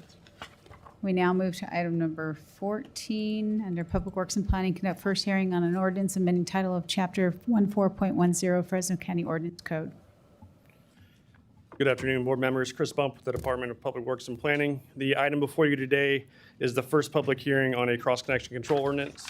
This proposed ordinance is required by the California State Water Resources Control Board as a part of a cross-connection control plan and only affects the 21 county service areas and waterworks districts water systems where the county is the administrator of the district. To give reference, a cross-connection is any link between our water system and another source that could let contaminants enter the potable system, and then a backflow occurs when water starts flowing in the wrong direction. So when a backflow happens at a cross-connection, it can pull contaminants into our system and compromise the entire water system. To prevent this, backflow prevention assemblies are used to keep non-potable water from mixing with the potable water in our system in the event of a backflow. I think we get it. Okay. Okay. I'll move for staff's recommendation after the public speaks. Mr. Chair, Second, does anybody in the public want to speak? may I say something real quick? Yeah, go ahead. We need to note some technical correction on the record. In various places in the ordinance, it refers to, for example, .80. It should say .080 throughout, and .081 and so forth. So that will be corrected. Okay. I'll second it with those corrections. Okay, there's nobody in the public wants to speak on this? I got a motion and a second? He did, I seconded. All in favor, signify by saying aye. Aye. Any opposed? Hearing none, the motion carried. We now move to item number 15. Receive presentation from the Department of Public Works and Planning regarding current and future initiatives to enhance road safety throughout Fresno County.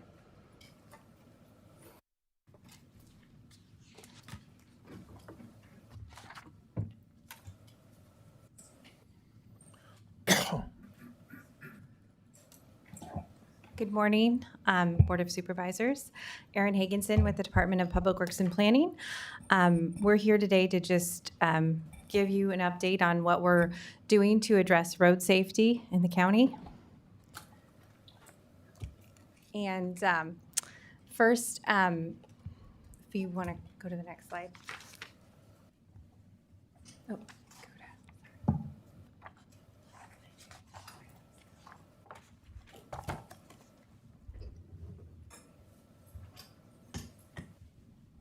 So as you might know, we have a highway safety improvement program. We have many grants we've done over the years. This is just sort of a map showing where we've done projects throughout the county. And if you go to the next slide, this is an example of a very low cost type of highway safety improvement project where we just stripe the edge of the pavement with edge line striping, and then it's more visible at nighttime. And here's, we have, over 550 bridges in the county, and as part of safety, we replace bridges that are structurally deficient. You try to replace them before they are about to fall down. And next slide. Here's just an example of a bridge, old wooden one-lane bridge that we replaced, the Italian Bar Bridge, a few years ago. And then we have active transportation projects all over the county. This is just a map showing we do them everywhere. And next slide. Oh. Okay. I will just wing it without the presentation. So basically, as an overview, since the computer's restarting, we also have, as you guys might know, we've done walk audits all over the county. We did 15 schools last spring, where we went out with the school administrators and some students and our consultant, and we are planning to do 25 more walk audits, and they'll be starting actually next month in December. Actually, this Friday, we're as part of one of our grants, we're hosting a crossing guard training at Sanger West. And the big thing that we've briefed the supervisors on is that we're undergoing our Safe Streets for All outreach process, and we had our first public outreach meeting a couple of weeks ago, and we've been doing public outreach at the fair and all over the county. And as you might know, Safe Streets for All is about redundancy. It says death and serious injury is unacceptable. Humans make mistakes, they're vulnerable, and safety is proactive and responsibility is shared. So as I'm mentioning, there's different things you do you engineer the roads, you do the outreach like crossing guard training, you do the outreach with students, and other driver behaviors. I know, and then another thing we're doing right now that we're proposing is to add some more of those reflective sleeves on stop signs, and I will let our, go ahead, yes. And that can, because we had a map on here where we've done an analysis of which accidents, serious and fatal injuries were caused by sign violations. And so we're using that as a guide for where we might install these reflective sleeves over stop signs, which you can see here in this presentation. And I'll let our director, Steve White, address that a little bit further. Thanks.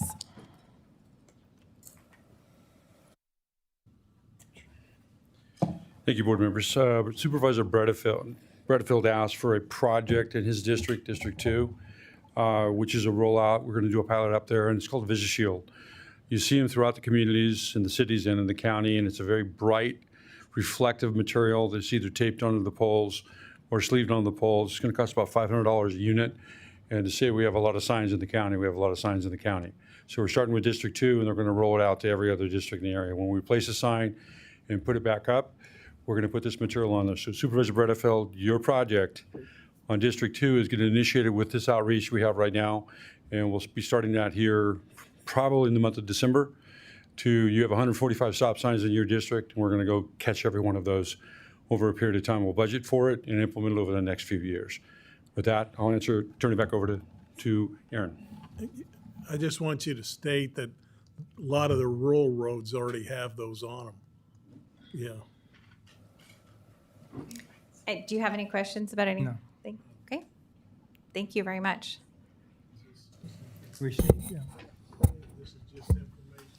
This is just informational, so thank you. So we now move to item number 16, Board of Supervisor Committee reports and comments. Okay, I got one to start off. I would like to inform the board that Supervisor Bredefield will be unable to attend the COG meeting, Policy Board meeting, on November 20th.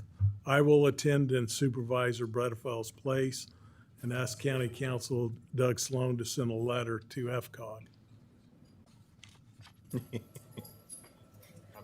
Have fun. And I know that. Cheers, then it was, oh God. First cheers, and then it was, oh man, Buddy's coming. Yeah, Buddy's coming. Okay. Go ahead, you got something, Luis? I just wanted to thank my colleagues for, I'm coming up on my 1 year. I know, we're gonna have Thanksgiving next week. And so I just wanted to say that thank you. I want to wish our staff and our team a happy Thanksgiving. I know it's been a long year, but we've got a lot to be thankful for and grateful for. So I want to wish every single one of my radical supervisor friends a happy Thanksgiving. Good. I just want to bring it to the board's attention.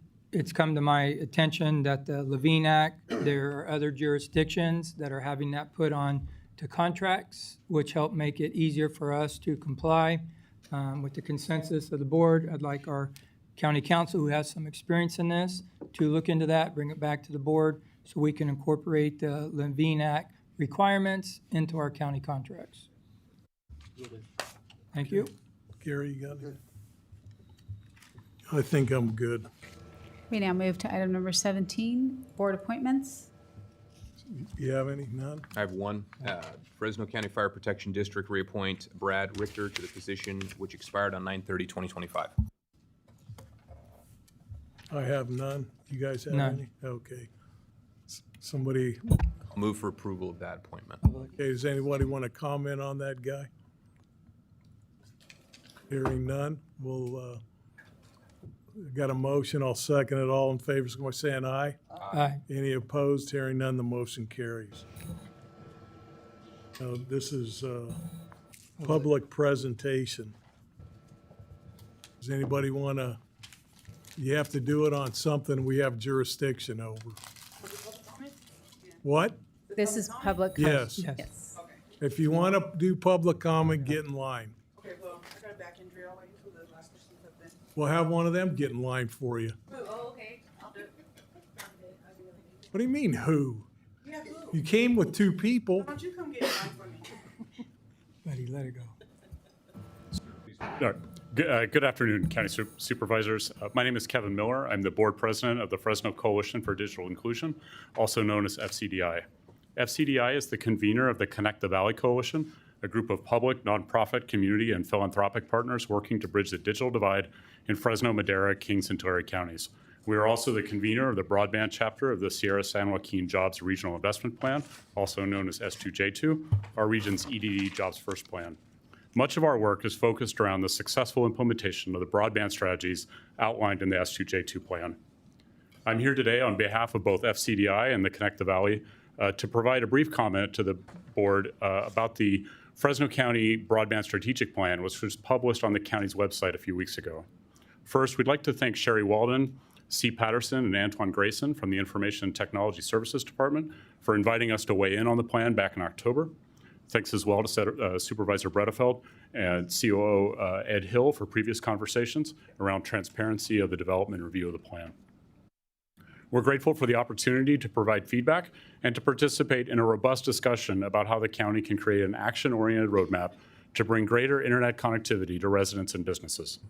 It is encouraging to see that the county decided to incorporate our main recommendation from our discussion, which was to clarify that this first iteration of the plan will serve as a living document that will be updated and expanded.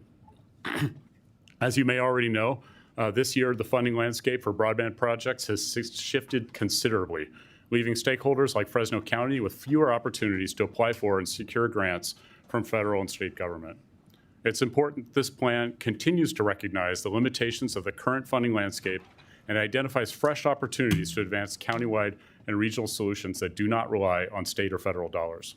We look forward to continuing our work with county stakeholders to refine additional elements of the plan as well, including accurate Fresno County specific needs assessments in all parts of the county to correct some of the flawed state and federal broadband maps. A county broadband strategic plan based solely on eligibility for funding threatens to leave many of our residents behind indefinitely. So we'll be devising strategies to bring all parts of the county forward using existing resources and systems in new and more efficient ways.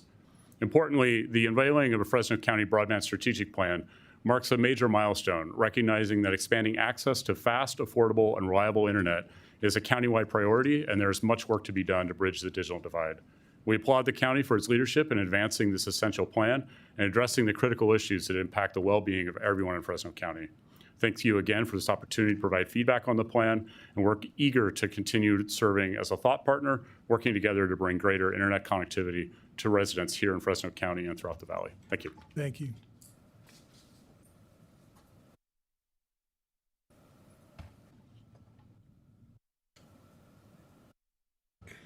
Chairman Mendez, Board of Supervisors, good afternoon. My name is Oscar Maciel. I am the new political organizer for SEIU 2015. On behalf of our SEIU 2015 members, the Board of Supervisors are cordially invited to our end of the year celebration. This month of November is National Family Caregivers Month. As you may know, IHSS and nursing home workers are the backbone of our community, caring for the elderly, adults, children with disabilities, providing essential care with compassion and dedication. Home care workers save the county and the state millions of taxpayer dollars each year compared to the cost of publicly funded institutional care. This year, SEIU 2015 members won a strong IHSS contract here in Fresno County. Our members packed this chamber with the sea of purple and shared with you their challenges, their concerns, their accomplishments, and they voiced that home care is essential. In the spirit of upcoming holidays, our members are extremely grateful and appreciate each and one of you for investing in them through this contract that uplifts their work and that treats them with the dignity and the respect that they deserve. This event is an opportunity to celebrate our members' achievement this year We would love for every one of you to be in attendance and give some words of encouragement to our approximately 200 plus members in attendance, many of whom are your constituents. We've been in touch with your office as well, but I want to share this physical invitation that I have for you guys,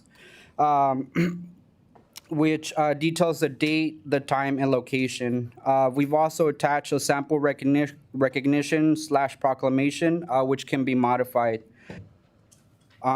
We hope that you can recognize our caregivers through this symbolic gesture. Our members are doing God's work, and we invite you as elected officials, we invite you as our care champions, we invite you to break bread with us and recognize the hard work that our caregivers in our county exemplify with care and devotion. And I'll be handing to the county clerk so you guys can have the physical invitation. Thank you so much. Thank you.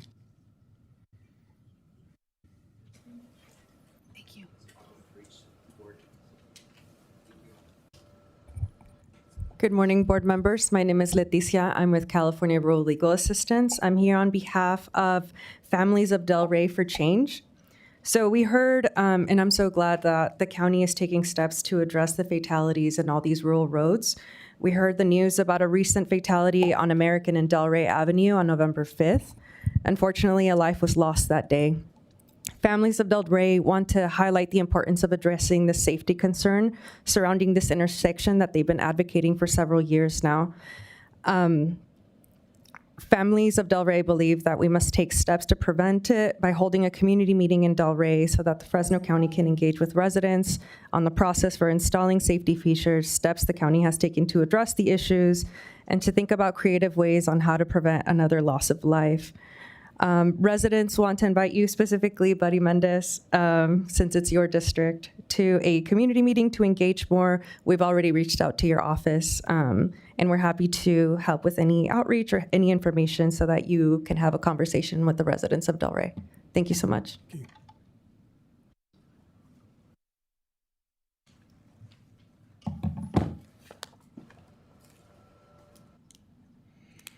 Okay, yeah, I wanted to speak on the BHSA that's coming down. I would really like for the county to actually read on it and know what's really happening with the BHSA funding. It's not funding where it's like a big old pot and it's going to just be offered. So BHSA is a large pot and you can utilize it, but the individuals, we have to utilize everything else. So that means that any funding that's available for the unhoused community has to be used up before it comes, Medi-Cal, everything, before you can use the BHSA funding. So it's beneficial to our community, but it's extremely beneficial to the county because, see, the state of California is holding counties responsible and regarding the BHS funding when we sit there and talk about it.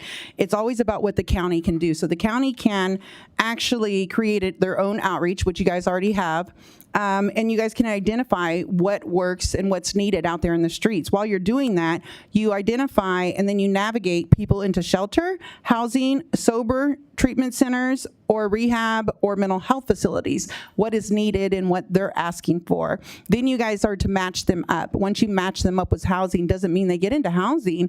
That means that they're just matched with a housing program that works for them. Section 8, rapid rehousing, so forth and so on. Then you can get them into shelter while they're waiting, because currently right now there is an ordinance that states that you're criminalized if you're caught on the streets. Well, if there's no shelter and you're working with us, then, I mean, come on. If you're working with us, it doesn't make any sense to make that law, right? Because, I mean, come on, Chavez. Like, it doesn't make any sense. You guys are working against each other. You're asking for money for housing, but you're criminalizing the people too. You're costing $104 a day for each individual to be there. With over 3,000 people on the streets, that's over $110 million a year. So please listen when I'm actually speaking. I am credible. I do know what I'm talking about. So we do need shelters, but we need you to wait on criminalizing us. You know, if there is a shelter option and I want to go and there's no bed, then I should not be criminalized for waiting for services. What that does is it prevents me from wanting services from the same people that come out and ask to help us. You're asking to help us, but you're hurting us by bringing the police that criminalize us. And then once you're criminalized, we don't remember a court date because one day is 1 week out there in the streets. So if we don't remember, we have a bench warrant. And guess what happens when we finally get into shelter? We don't qualify for any resources because we have a criminalization ordinance out here, right? So it kind of sucks. Like, it's not helping. So we're going to run from you when you do come out to help us. That's why we say we don't want shelter, among the other 1,000 things of abuse that's happening, like sexual harassment, rape, people shitting in people's food. This is documented. I can bring it to you if you don't believe me. But it really, seriously, we need to think about what's happening. Stop criminalizing the people. Let's work on housing and more shelters. And please read on BHSA yourself. Don't wait for these people to tell you. Please read it yourself. Thank you. That's all. County Council, we'll move to the next item. Do you have for closed session? For closed session, I would not expect any report out afterwards. Adjourn directly from closed session. Okay. Boy, you're giving me a dirty look over there. I thought we would ask for input for closed session items because that was public comment. I figured somebody would already Okay. said something. I just wanted it to be clear in There's case. nobody here to speak on closed session, correct? Too late. Go ahead. Too late? Hold on. Hey, I didn't know that. Dude, please stop. Don't do this. just knock it off. No, we're moving on. We're moving on. You can't do that. If I'm asking. We're moving on. Are you denying me my right to get up and speak at You didn't have anything to say. You're just arguing to arguing. If I can just look County at Council, it, I that's think you all. said they can adjourn following closed session, nothing to report out. I want to violate my rights, go ahead. They can adjourn following closed session? Okay. Okay. You may entertain a motion to adjourn following closed session. Okay. Do I have a motion? I'll move. Got a move? Second. All in favor, signify by saying aye. Aye. Thank you. I think there'll be a 10-minute delay before we go into close. Yeah.